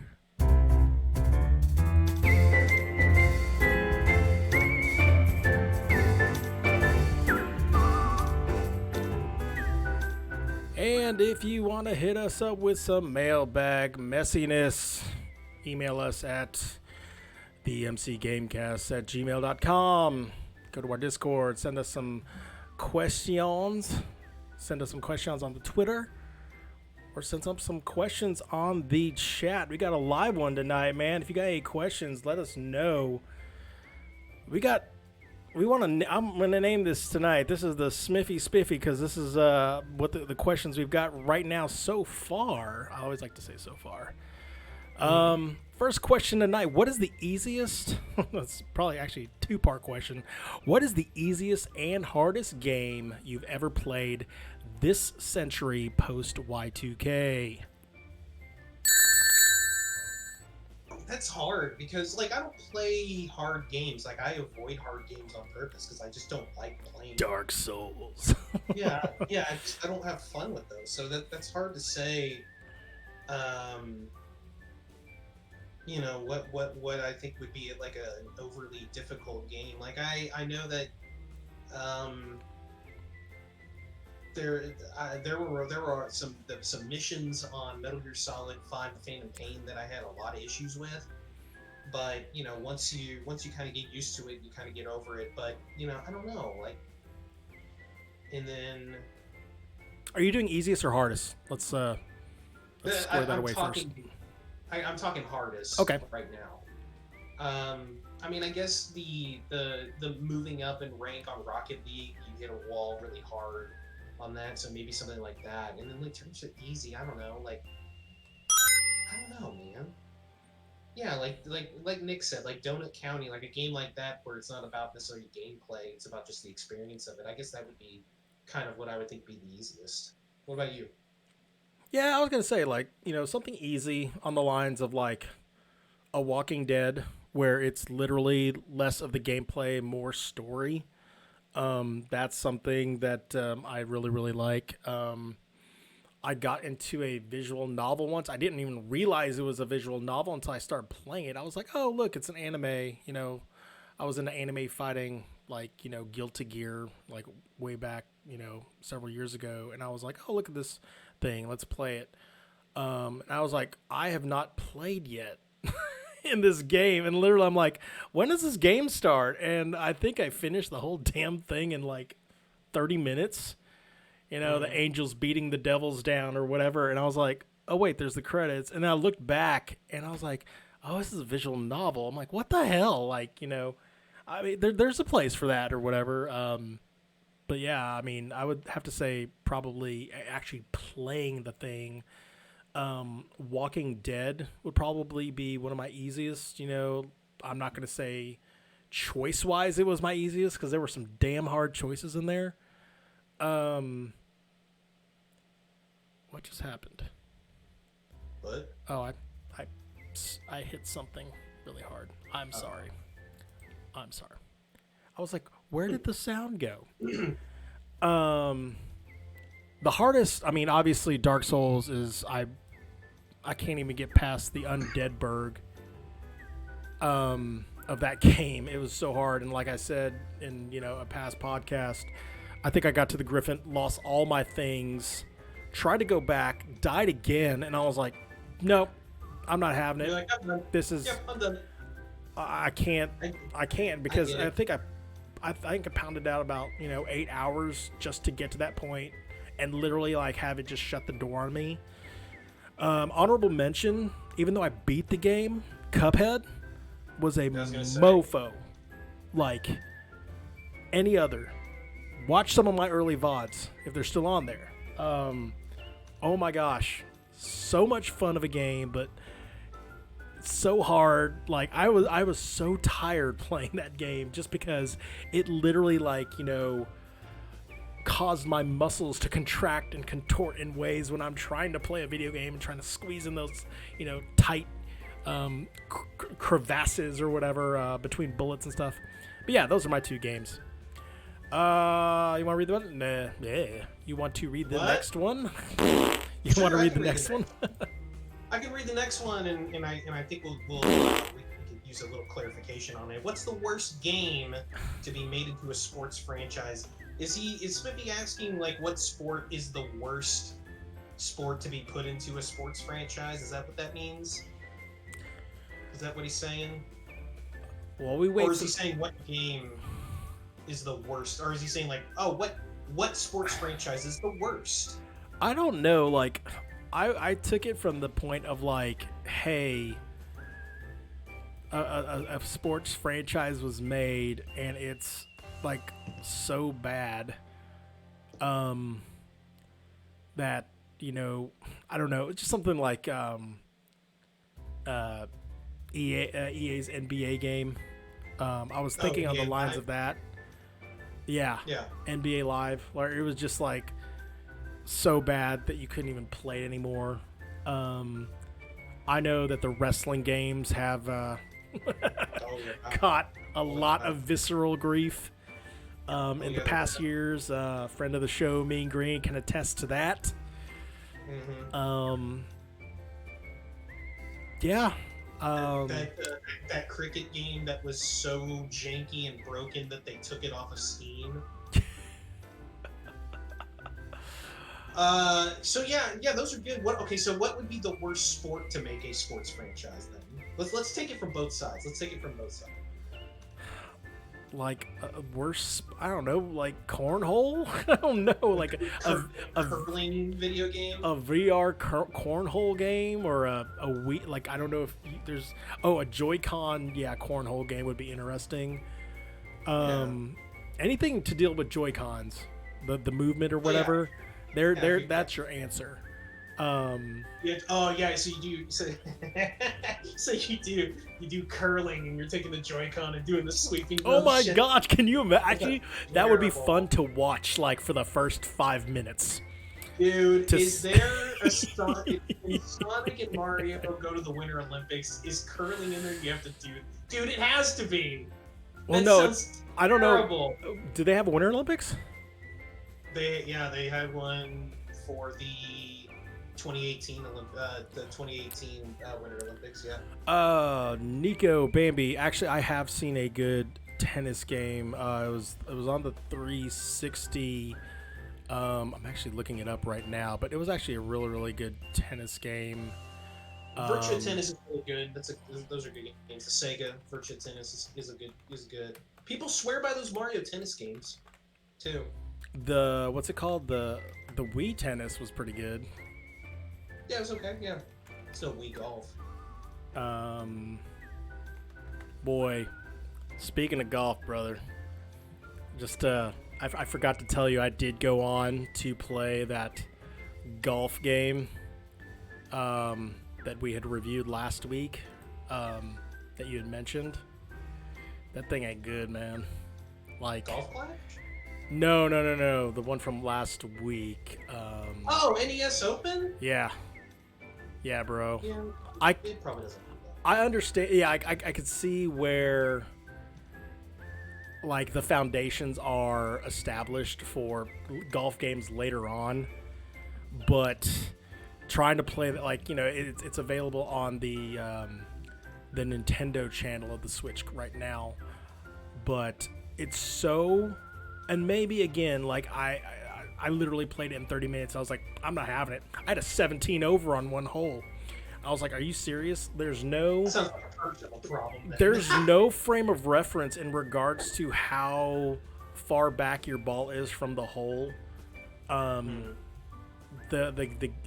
get that, you know, you have to understand, like, oh, okay, this is your driver. This is how far you hit it, if it's at max or whatever. The slider moves way too fast. It is almost like a bam bam kind of thing. And so, I don't know, maybe it's just because it's the very first time I ever picked it up, but it was a rough one, pal, to say the least. Maybe you need to get good. I know, right? I gotta get good soon, huh? G-I-T-G-U-D.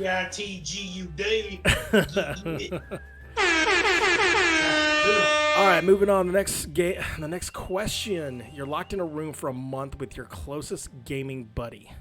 Which game do you choose to play to keep the peace and deal with disputes, and why? Oh my God. I already know yours. Well, I mean, the way I take this is that it's you and me. Like, we're the gaming buddies. Okay.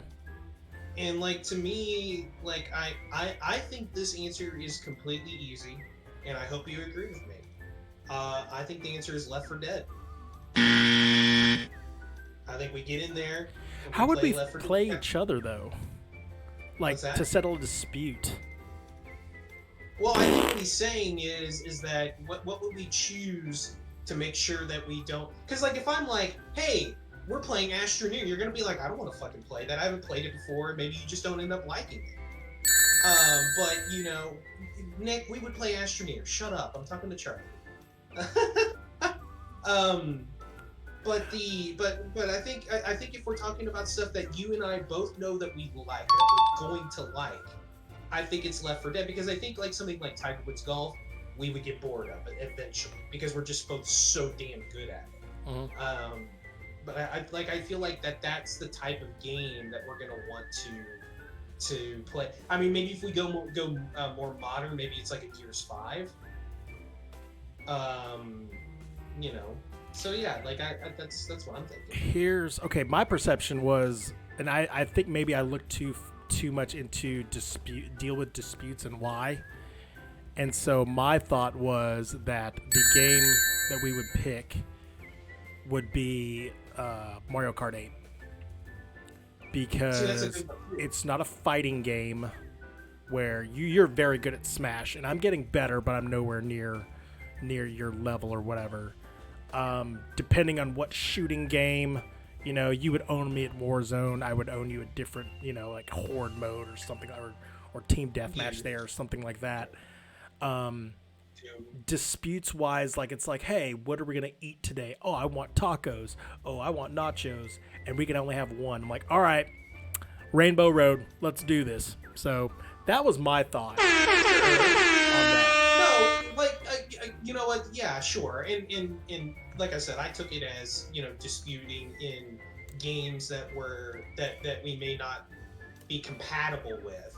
But yeah, also the same way too. Like I'll tell you one game that would not be good for us, like a fucking NFL Blitz. We would kill each other. Yeah, I had to think of NBA Jam. We would hate each other, and even Smash. I think eventually we would just, something would happen. Like one of us would be Kirby, eat the other person, and fall into the hole to kill them, and then we'd be like, "Fuck everything!" and then we'd be murder suicide. And that's why I picked a game like Mario Kart 8, is because that game is as clean as you can get. There's no like real Kirby cheat that one can placate off the other. It's literally skill versus skill. And there's going to be moments where it's like, okay, you got lucky here, you happen to get the star at the right time here, da. But if over the course of time, it's eventually going to balance itself out. Josh Shizzle said we should play Mortal Kombat. Oh my god. No, we absolutely shouldn't. Yeah, Josh, you know how that would end, brother. But that's why I kind of said Left 4 Dead, because I think back to you know, some of the obviously we played a ton of competitive stuff, Tiger, Madden, and all that. But in terms of like co-op stuff, I think that's where we all as a group, and not just you and I, but like, you know, everybody else that played with us, Adam, and Chris, and all them. I think that's the game that we all could agree upon. Back 4 Blood is coming out in May, so. Oh yeah, so we could wait and do this. We could do this. We can answer that question pretty much in the next couple of months.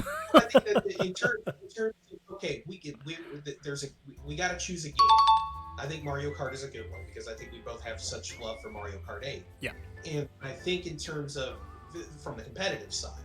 But from the, hey, we're going to do a co-op, I think it's something like Left 4 Dead, Gears 5, and I think we would be just fine. But yeah, from the idea of we have a dispute over something, you should have to 1v1 in Rocket League to settle dispute. Well, that's not fair. How's that fair? Nico, I would literally just hand the controller down and be like, do whatever you want. I don't care. Whatever we're arguing. Like, as he flies over my head and scores the 5th goal in 1 minute, I'm just like, okay. But yeah, I think that's it. Yeah. So that's that question. Our final question of the night. I guess this is addressed to me. I guess this is a weird question. Charlie, you're in a GameStop shop. Already a hypothetical. In a massive queue, a line. It's called a line, Smithy. Down the road, 30 people back is Mitch. You are the last person to get the last copy of the game you both want. Do you tell him as you pass or say nothing and enjoy your game?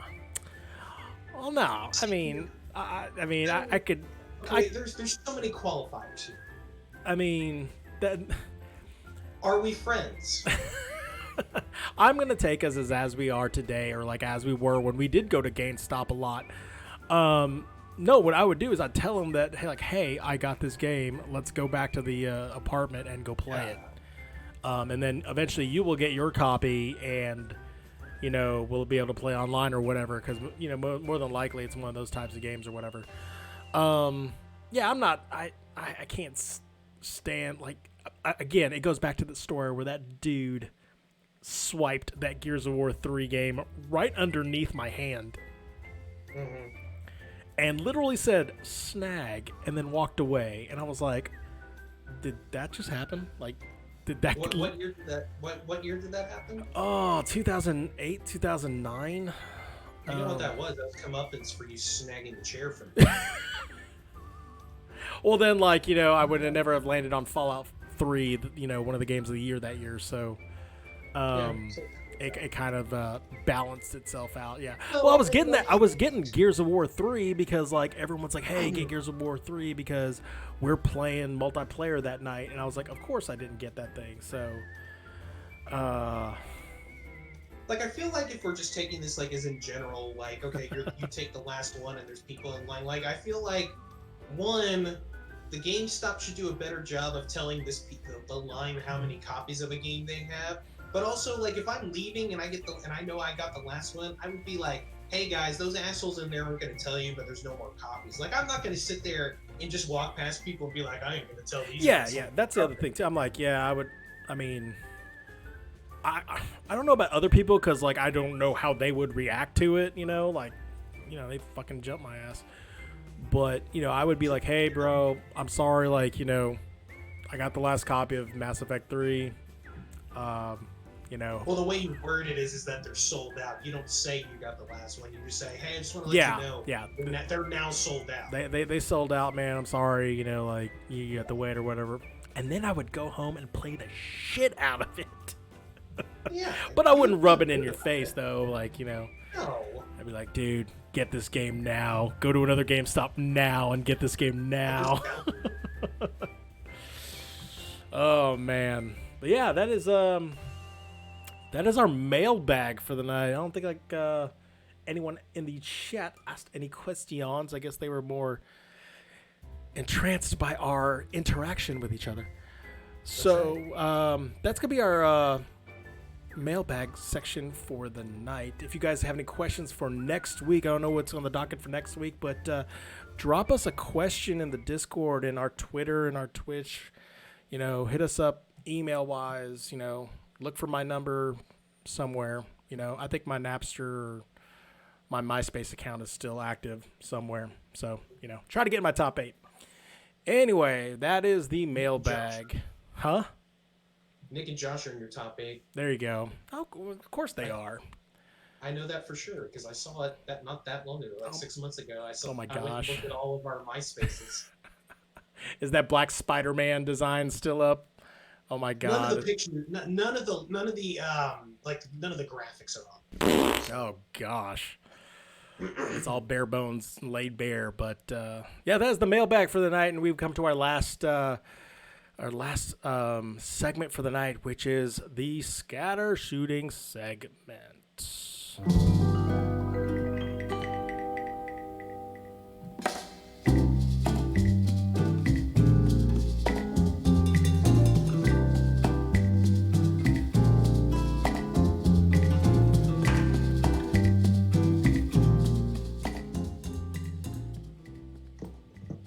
Ladies and gentlemen, this is the Scatter Shooting, brought to you by the MC Gamescast, your host, Charlie Zorswayla. Thank you, announcer man. I hope that came through well. Mitch, you should listen to it. It's funny. I messed around with some audio, so. Okay. In today's scatter shooting, wondering whatever happened to Knuckles. I mean, You think he'll come out in Sonic 2?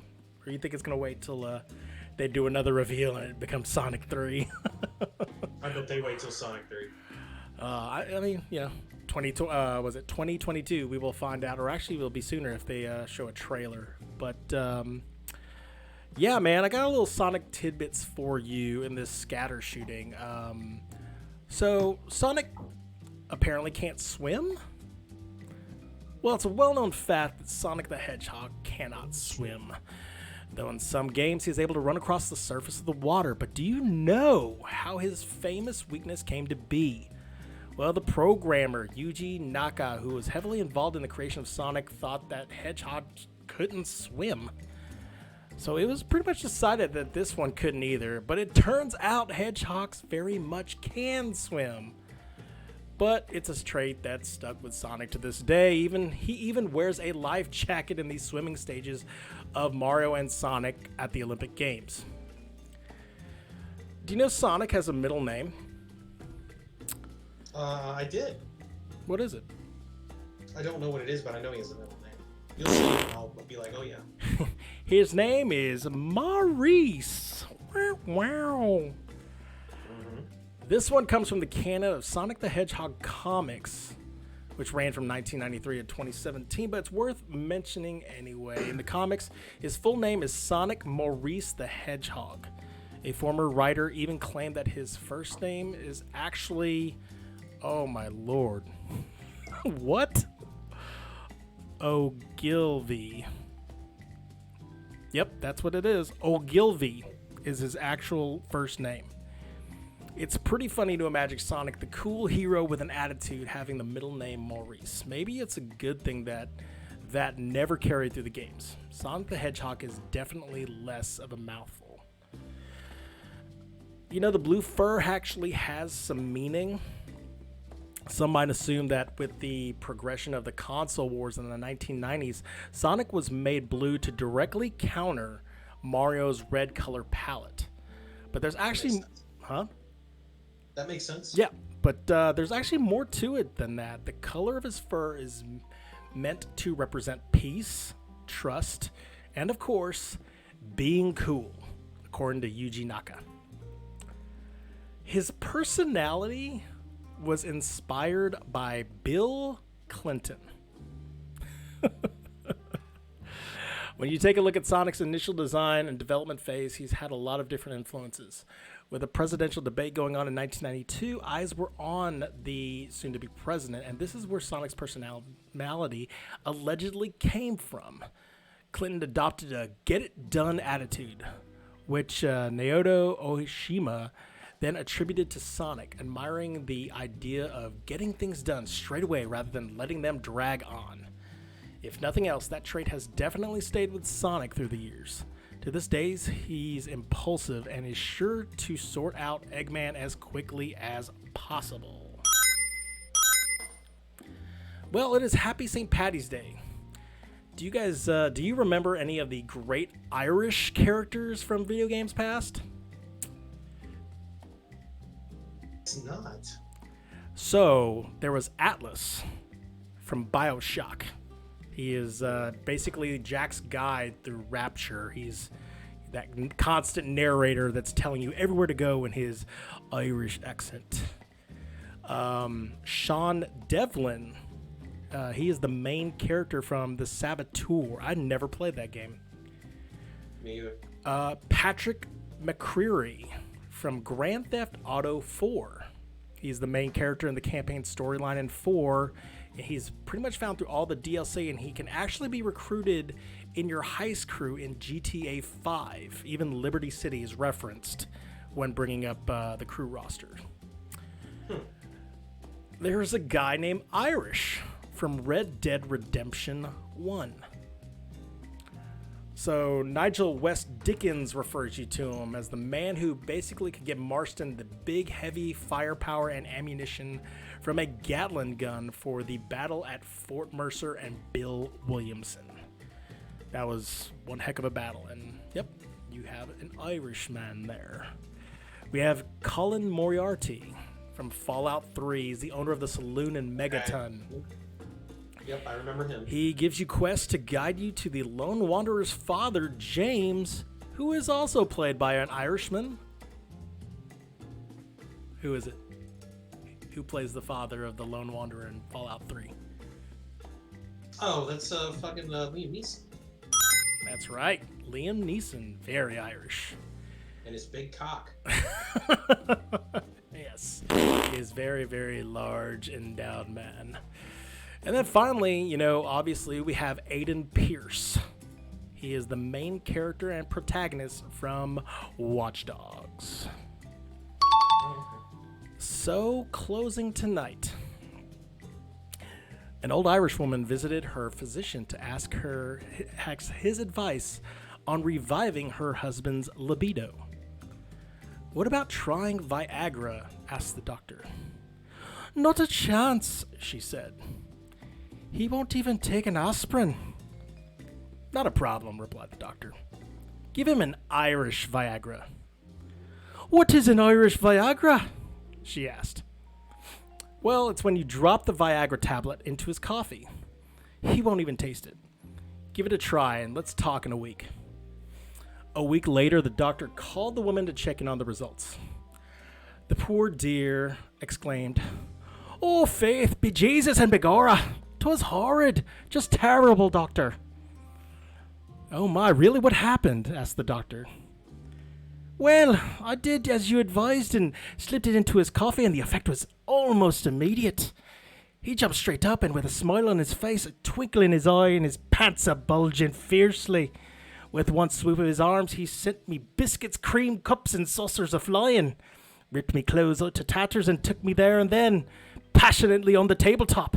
'Twas a nightmare, I tell you, an absolute nightmare.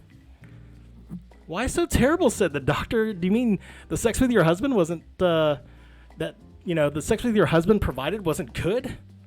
Frikin' Jesus! It was the best sex I've had in 25 years. But sure as I'm sitting here, I'll never be able to show me face at that Starbucks ever again. Thank you very much for listening to tonight's Scattershot. I knew it was Brought going to you to. exclusively by the MC Gamescast. And that, my friends, is the 30th episode of the MC Games Cast. Not a bad voice. Not bad. I practiced that so many times before this. I was like, I'm not practicing that shit. well, I'm like, I actually like went to YouTube and listened to a couple of Irish people, and I'm like, okay, just like I got to pick up the cadence or whatever, and not tripped up. And I actually tripped up on the doctor's verbiage rather than the old lass. But yeah, man, that is our show for the night. We're gonna have it up and running on the podcasts tomorrow and on the YouTube. Mm-hmm. Mitch, got anything to tell the fellas who are probably sloshed out of their arses not to be able to watch this? Right. Yeah, we'll get this up tomorrow, and I'm gonna, like I said earlier in the show, I think I'm gonna start once a week picking a game on Game Pass that I haven't played before, just to kind of try some new stuff out and have some stuff to talk about on the podcast. And I may start writing my first feature that I talked about. I don't know where it's gonna be, housed, but just to kind of get writing going again. I miss kind of writing stuff, so I'm gonna do that. And we'll obviously we'll be back next week. What about you? That's fantastic, man. I am going to hit up Fallout. I've got some stuff that I've got to take care of that. I've got a little project that I'm actually going to begin tomorrow. It's a new podcast, actually. My other passion is not video games. It's movies, and I'm going to be doing a movie podcast. I'm going to be starting one tomorrow with my good brother, Joe Shizzle. We're going to be talking the movie side of things. But I'm still going to be hitting up, man, PlayStation now has so many good titles in it, so much good stuff. that is coming out of the woodwork that I'm like, I have to try this thing. You know, all our backlogs are so full, and you know, we know what they are. We've seen reviews of them and such, and I want to actually, you know, try them out as they become, you know, readily free. And I'd like to be able to maximize my usage of my subscription. You know, like, we pay money for these things, so we might as well use them. I'm not gonna let it stagnate or whatever. You know, like, hey man, try some Stadia. Try some Stadia there. I canceled it. Thank you very much. Oh, you did? There you go, man. You saved $10. I've got 14 more days. I can use it before it finally goes out. A quick question: Is the movie contest? I almost said a bad word. Movie contest. Whoa. Podcast. Is the movie podcast going to be recorded live like this tomorrow? Yes. On the channel? It will be on this channel. Excellent. We're going live tomorrow. Same Charizard time, same Charizard channel. Every Thursday? Yep, every Thursday. Excellent. We will see, though, when football season starts. But, we've got a lot that we got to talk about. But well, hey, when the Cowboys play on Thursday nights, you guys can do the podcast. It'll be fun. But, yeah, it's going to be doozy. It's going to be dandy. And we completely cruised through that through our outro, by the way. Of course, we always do.